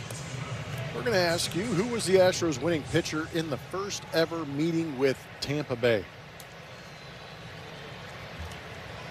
First ever meeting between these 2 ball clubs. Who was that winning pitcher? Astros trivia powered by Reliant.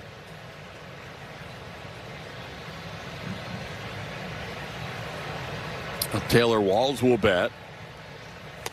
Walls takes a first pitch strike.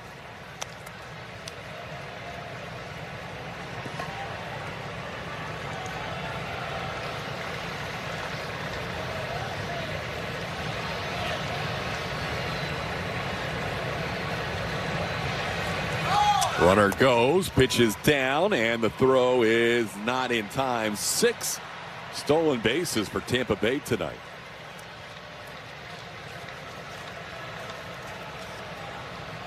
Palacio steals his 8th of the year. Man, they are off and running. They're padding some base stealing stats today, the Tampa Bay Rays are.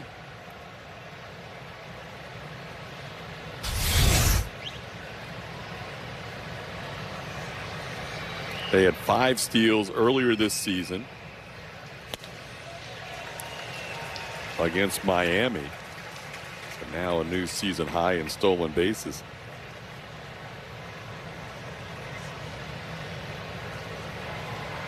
One and two the count to Walls.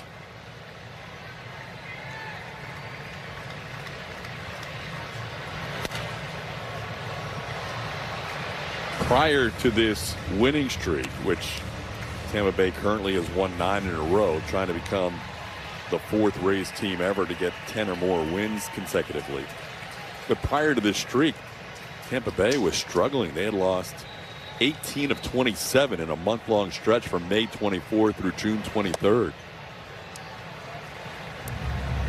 That was the worst record in all of baseball during that 1-month span. And since then, they have run 9 consecutive games off and are leading for a possible 10 straight. Yeah, it's hard to believe you when you say things like that, and I'm watching this ball club do what they're doing.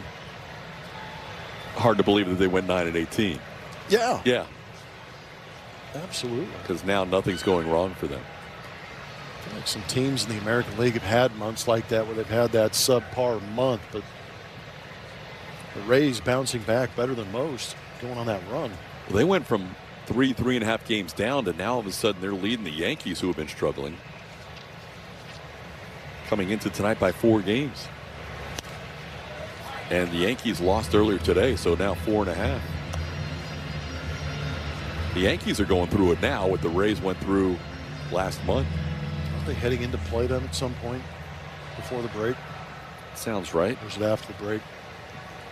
No, they go from here back home to play the Yankees for 4. Okay. And then Seattle for 3 before Tampa Bay has their all-star break. Wow, so the timing definitely favors the Rays, huh? Oh, short hop pick by Altuve as he gets Taylor Walls for out number 2. Altuve gloved the short hop, and there's 2 outs in the inning. Altuve's made a couple of good plays. One on Fiducia, and then this one on Walls. Ball hit hard. Did a great job of timing that and being able to come up with the play.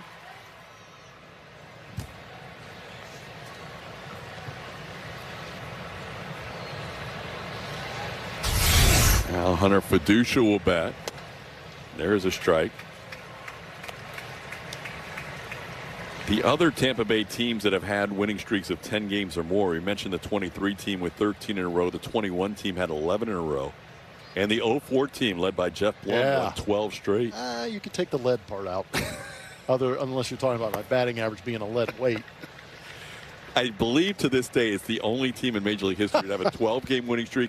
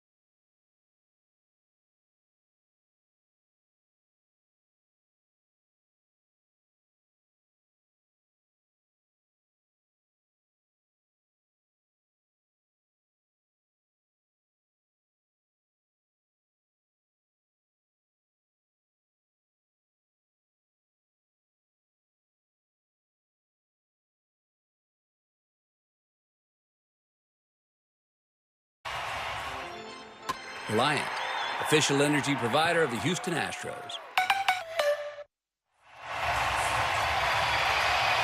Jose tonight, who did not have an extra base hit in his last 8 games coming in, has a triple in the first, a double in the 5th.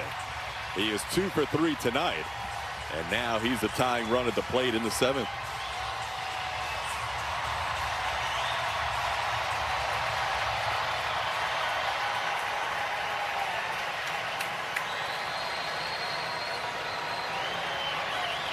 Infield back here with second and third and nobody out. Ground ball, and that is foul.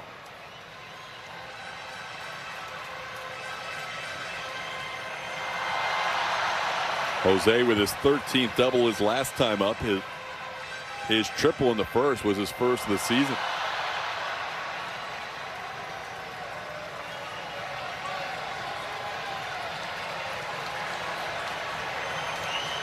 Jose sees a lot of changeups when facing Sulser. He got a fastball there to get a. Sulser gets ahead 0-2. First pitch of the at-bat was changeup. Was it? Yeah. He has struck him out twice in 2 at-bats, both times on changeups. He has walked him 1 time.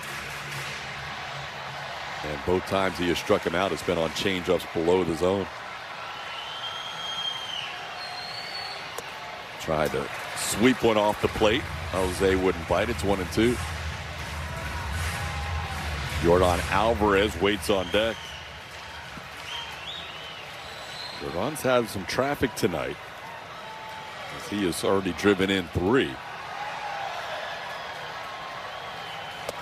Another one that he tries to entice him with, and that is wide. 2-2.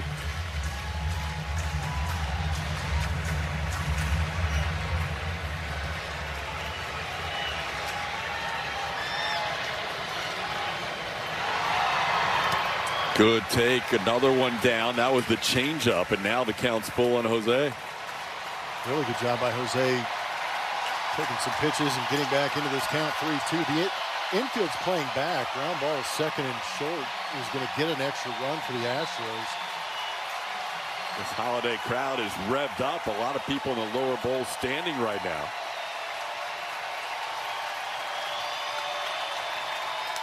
Altuve hits it high in the air, deep down the left field line, but it's hooking, and it is just foul into the stands.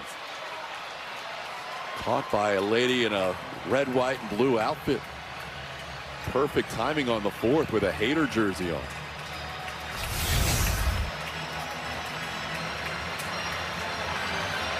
Maybe on the bounce, but she ended up with it right here. Good job not reaching over into the field of play either.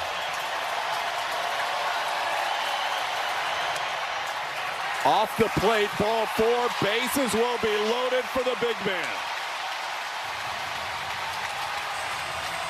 And for the few who weren't standing in the lower bowl for Altuve's at bat, they'll be standing after this pitching change as Kevin Cash comes out to bring in a new pitcher to face Yordan Alvarez. We have action. Bases loaded, nobody out. 3-run game back in the bottom of the 7th after this.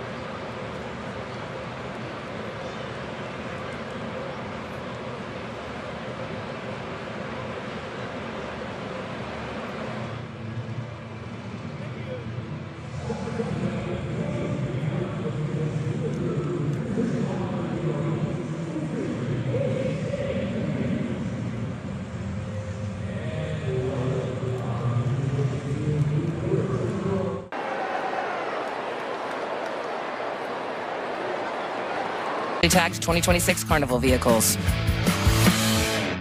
There you see the scoreboard, 8-5. Rays leading here in the bottom of the 7th. There's nobody out, and the bases are loaded for Yordan Alvarez. Kevin Cash going to his bullpen, bringing in left-hander Garrett Clevenger, 27 games, a 4.13 ERA. Left-handed hitters are hitting .233 off Clevenger. He's given up 3 home runs, all of them to right-handed hitters. But he's got himself a bit of a situation here. A crowd waiting to explode, and a hitter at the plate that can make him do it. Yordan hit 3 grand slams in the month of June. Bats here with the bases loaded on the 4th of July in a 3-run game. First pitch in for ball 1. Yordan's only faced Clevenger once, and now is all the way back in 2022. Flied out in that lone at bat. Catches the inside corner with that sweeper. It's 1-1. Just barely.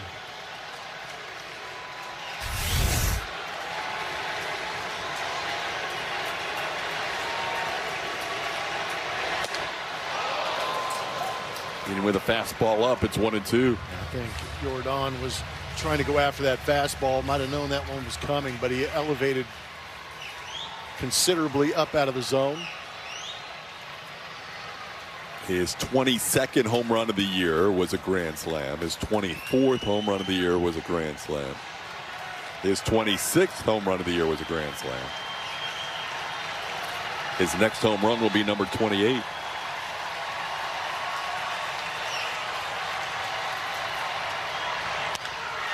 Hits it in the air. Not going to be a slam, but it should be deep enough to score. Taylor Trammell caught by Johnny DeLuca. Here comes Trammell home, and he is safe at home plate. Sacrifice fly by Yordan Alvarez. It's now a 2-run game. Nick Allen moving to third on the play as well. Good job by Yordan, professional hitter, picking up another RBI. Not giving up in the at-bat. Didn't hit that ball as well as he wanted to. And a great job by Trammell picking a spot right here and going in, making sure that lead foot gets to the plate first. Good job by Nick Allen advancing on that. Would have liked to have seen Altuve do the same thing, but he's still at first base. Now Isaac Paredes, the batter.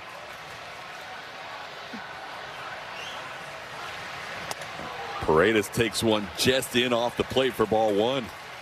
Yordan with 4 runs batted in this game. Of the Astros 6 runs scored, it's now 8-6. Isaac generally puts the ball in the air. Runner at first, runner at third with 1 out. Paredes at least trying to get one deep enough to the outfield to score a run. Now has a 2-0 count.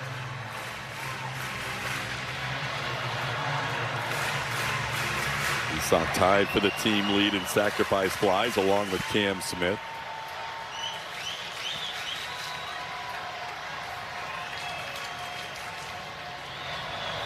And that's way up, 3-0.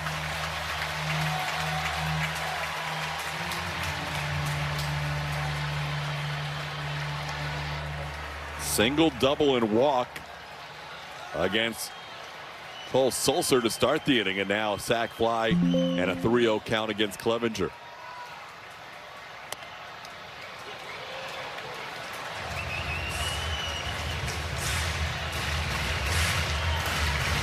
Astros have scored in 4 different innings. Tampa Bay has scored in 5 different innings, both teams with 8 hits.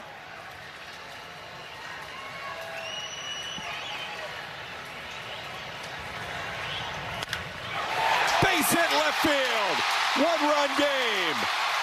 Isaac Paredes with an RBI single. It's 8-7.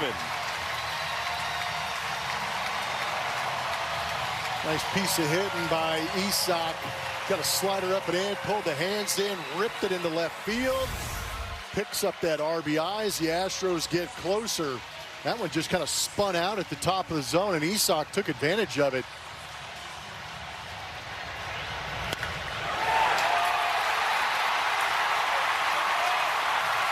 Now the tying run at second, the go-ahead run at first. Christian Walker, the batter. Walker has singled, been hit by a pitch and scored a run and grounded into a double play.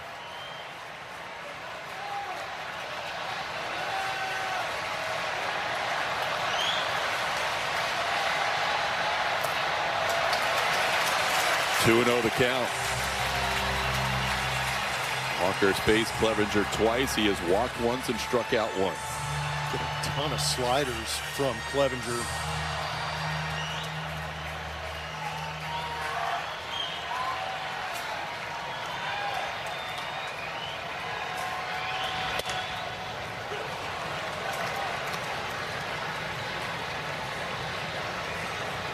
I mentioned Jordan's been the king of the Grand Slam for the Astros this year, and Christian Walker has been the king of the 3-run home run.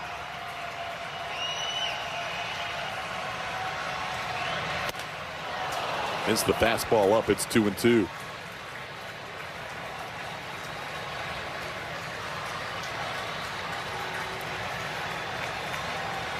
Two-run home run, RBI single, and a sac fly. Jordan with 4 RBIs tonight. Walker down on strikes. He missed the slider down and in. Clevenger bounces back after being down in the count 2-0. That's the second out of the inning. Back-footed this one. And Zach DeZenzo is going to come out of the dugout and get a pinch hit appearance here for Lamont Wade Jr. DeZenzo just called up today. And out of the dugout comes Kevin Cash. Once DeZenzo was announced, he will go to the bullpen for a right-hander. So we'll have a pitching change with the pinch hitter DeZenzo announced. And we'll be back in this one-run game right after this.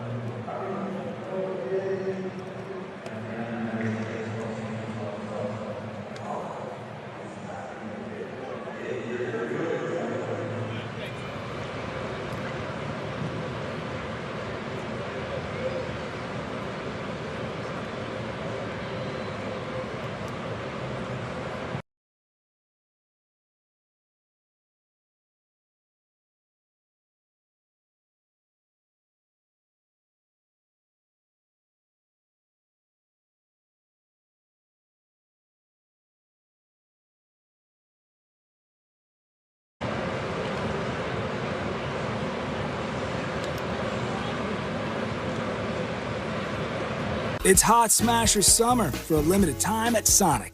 Don't miss a minute of the action with full season tickets for the Astros 2027 season. Enjoy the ultimate perks, get a dedicated account representative, and more. Visit Astros.com/season tickets to secure your seats. Plummer. Thank you, Julia. Things getting loud, things getting interesting here inside the Daikin Park Dome. And you see Craig Kimbrell, familiar face. Spent a little bit of time with the Astros, pitching 11 innings for them. Getting a couple of rounds of golf in with Craig as well. Good guy. But right now, the Astros trying to beat him as DeZenzo was announced. Kevin Cash came out and brought in the right-handed Craig Kimbrell. Kimbrell has 440 saves in his career.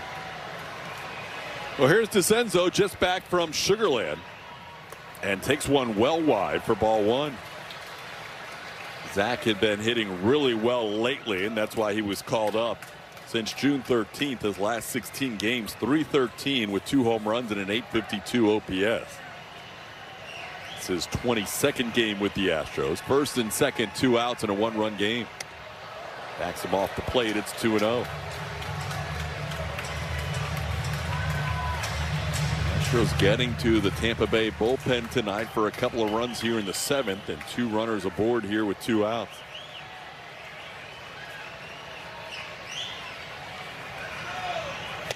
Big swing, no contact, 2-1.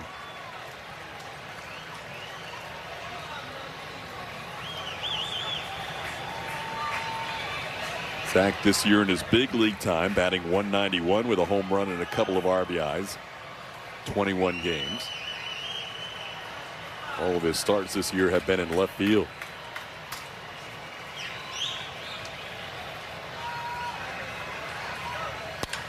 Base hit to right field. Altuve being waved around. We're going to be tied up at 8. Welcome back, Zach. RBI hit off the bench. It's 8-8. Big spot for Zach coming back, and he delivers. Fastball away, goes with it, hits it hard. Altuve coming around to score. There's a location. Good swing from Zach. And there you see Chica waving emphatically to make sure Altuve made that turn and scored. Spada pumped. Astros enjoying that. They have fought back into this game to tie it up.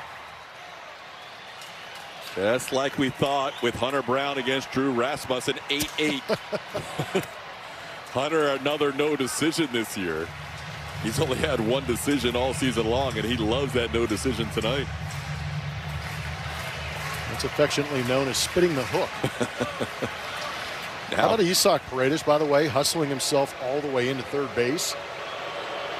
90 feet closer, put a little pressure on the defense.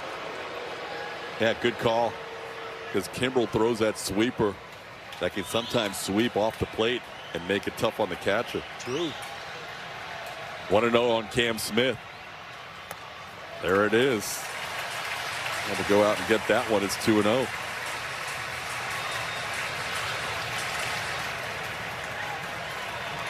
Three-run 7th for the Astros. We're tied at 8. Go-ahead run at third base. That one's to the backstop, and Paredes has it come back to home plate and can't advance. That one was so wild, it went to the backstop and bounced hard back to the catcher, Fiducia. Going to second to Zenzo.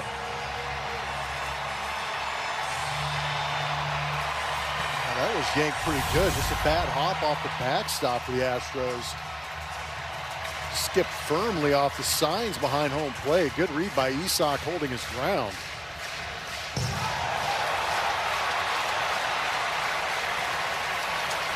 Now a 3-0 count to Cam Smith. And 2 are in scoring position. Malanga drains a 3.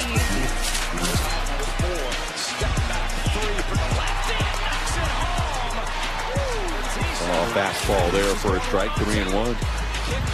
Sneak peek at that fastball and maybe try and get another one here, 3-1, that Cam can get a hold of.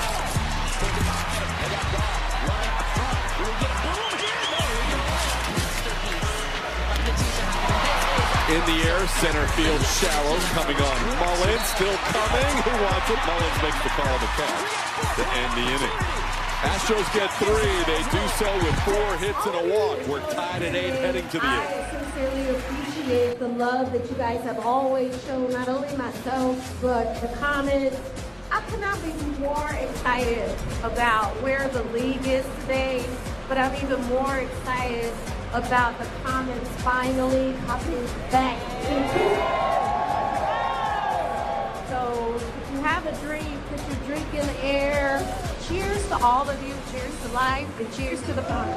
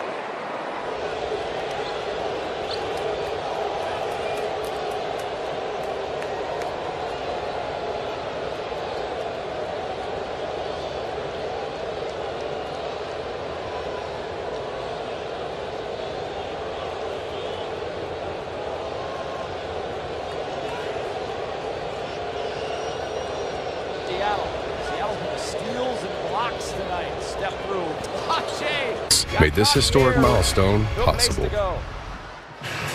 Back here in downtown Houston on July 4th, and it is a beautiful sunset here over the city. The great city of Houston, top of the 8th. Astros scoring 3 in the bottom of the 7th to tie it up. Now we are going to get into the leverage portion of these bullpens and try and hold down the opposing offenses. The Astros bringing Brian King into this game with his 2.19 ERA. King will face the top of the order, Jonathan Aranda, who is singled in 4 at-bats. The other 3 at-bats have been strikeouts, so Aranda has been called out his last 2 times at the plate. Christian Javier, 2 innings of 1-run baseball, allowed a home run to Johnny DeLuca. Gave up a couple of hits and a walk, and Javier struck out 4 in his first relief appearance. Called the ball, challenged by Yainer Diaz, who lost the challenge earlier. This ABS powered by T-Mobile. Yainer's going to get this one right. Well, Yainer gets the count to 0-2. The three's not falling for them, and now they're taking it right to the rack. Biggest of the game for the Fire. Kick to the corner. Javier struck out 4 in his 2 innings of work, and now gives way to Brian King. Take a look at the bench. Pitch missing up. Counts 1-2. Zach DeZenzo with a big pinch hit, base hit to right, stays in the game in left field. Lewis played 11 minutes. Ezzy's played 8, so there's been heavy bench usage in this game for both teams. And I like this substitution. Missed the top of the zone, 2-2. Hunter Brown for 4 innings, Nate Pearson an inning, Christian Javier 2, and now Brian King on in a tie game in the 8th. Beat off the bounce for Seattle right now. Got him. 4th time Aranda has gone down on strikes tonight. King picks up a strikeout to start his outing. Locked him up. Might have tricked him a little bit, just throwing this one right down the pipe. 5 boards already. Got a big swing from Aranda, just cut a little bit late and under it. The corner on O-block. All loose on the floor, 3 seconds left. Now Junior Caminero 1 for 3 with a walk. The one hit being a home run. They were for a shot. Takes a pitch up for a ball, 1-0. But it did not. And we come to the end of the first half of play where 11th home run in his last 11 games, driving in 22 runs during that time. It's been mostly fought this one off, and that's going to be into center field for a base hit. So Caminero with his second hit of the night just kind of got jammed and slung it into center. 2-point lead for the Fire. What do you say we answer our trivia question powered by Reliant? We asked you who was the Astros winning pitcher in the first ever meeting with Tampa Bay, and it is late Octavio Dotel. OD. Back on the 6th. 2003. 2 games of WNBA action on a Friday. We got your top 5 at number 5. Brown take us to the circus. Another challenge by Yainer. To the ground, and somehow she gets the Yainer shot getting up, aggressive and tonight. that's enough to get in at number 5. On to number 4. Astros now out of challenges in the 8th inning. Just checking out Olivia Miles. Missed by a full inch. It's 1-0 to Cedric Mullins. Explosion to the rim. Hoop and harm. That one drops for Olivia Miles as she gets the bucket and gets into the countdown. So you were there for the very first ever We're up to number 3 now. Houston versus Tampa Bay baseball game in 03 with the Astros. In the 4th. Yes. And then the next year you were there for Houston versus Tampa Bay with the Rays. So that clutch shot helps send the game into overtime and gets into the count on Mullins. Up to number 2. Got around, TK. I hear you. Coffee People love you. Denying Leone Fibish up top, perfectly timed. 1 out, runner on first. Side to deny. Nia Coffey with a caffeinated defensive effort there. Getting in at number 2, but at number 1. Melissa Smith had just been wonderful and late. Tried to hold up. Head fake on Cardoso. No swing, and it's 2-2. Another defender appears. How about flipping it up? Mullins a single and a couple of walks tonight. The only time he was retired, he struck out against Hunter Brown in the 4th. Third and final strikeout. All that time in Baltimore, Cedric was usually at the top of the lineup. Had only batted in the 3 spot twice in his career before this 8-time All-Star, 7 times he has batted 3rd our reigning in the Tampa Bay lineup. Asia Wilson, All-Star starter. Congratulations. The three-pointers by Megan Just by Johnson. much, and the Astros are out of challenges. It's now 3-2. Next up, it's Indiana. Do we have the team there? All right, great. Well, I'm calling you some good news today. We have Flipping that outside corner.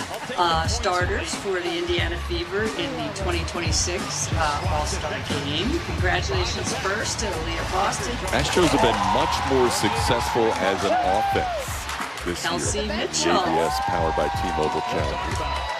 They are leading in overturns, leading in percentage of challenges overturned. They haven't been quite as good on the defensive side of things. Hey, whether Coach, it's Kathy Engelberg. it's the rare pitcher challenge. Doing well. How are you, Kathy? Good. Is Stewie there? Is this a setup? She's right here. Stewie's Kathy Engelberg. Oh, the 3-2 pitch coming to Mullins. As an all-star starter for the Long hold by Bryant. So first, congratulations to Paige Beckers. And voted for the first time in her career as an all-star starter. Congratulations to Jess Shepard. Got him. King strikes out Cedric Mullins for the second out of the inning.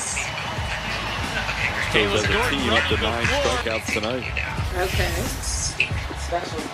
Fastballs have gotten a couple of swings and misses from You have the been two voted left-handers in he's as an faced so all-star far. starter. 2026 WNBA All-Star Game. Oh, Kathy girl. Now Ryan Blade will bat. No, it's an amazing accomplishment, and I'm so proud of you. And I'll see you in a few weeks in Chicago. And great season so far, well deserved.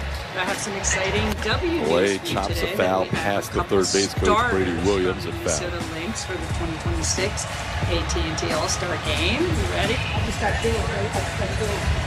Congratulations to Olivia Miles, our only rookie starter this year, and Natasha Howard.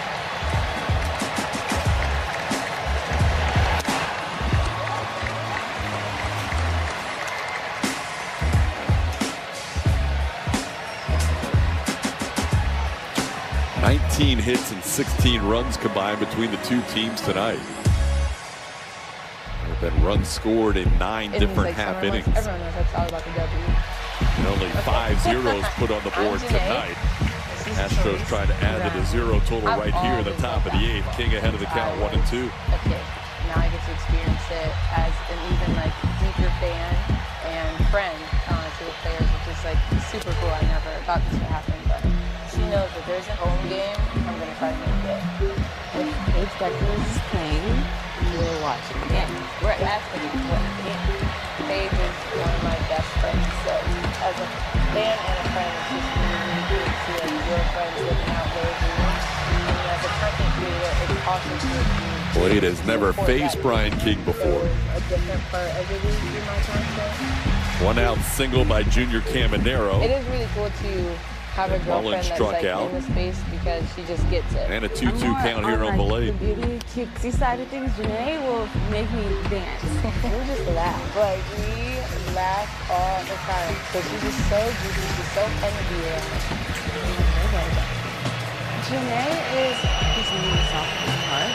And really acting her back in the place. And I feel like that's really favorite thing about you. Into center, coming on Trammell, has it lined up. And a shutdown inning here in the top of the 8th. Astros will take the lead in the bottom of the 8th in this 8-8 game on the 4th. Favorite thing about you?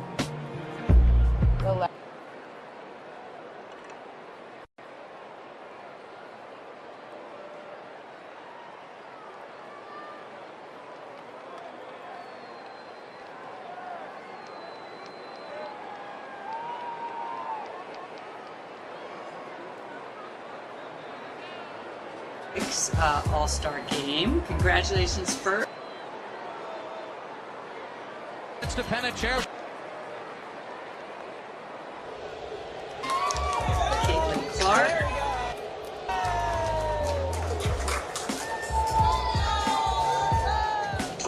Hey, Coach, it's Kathy Engelberg. How are you?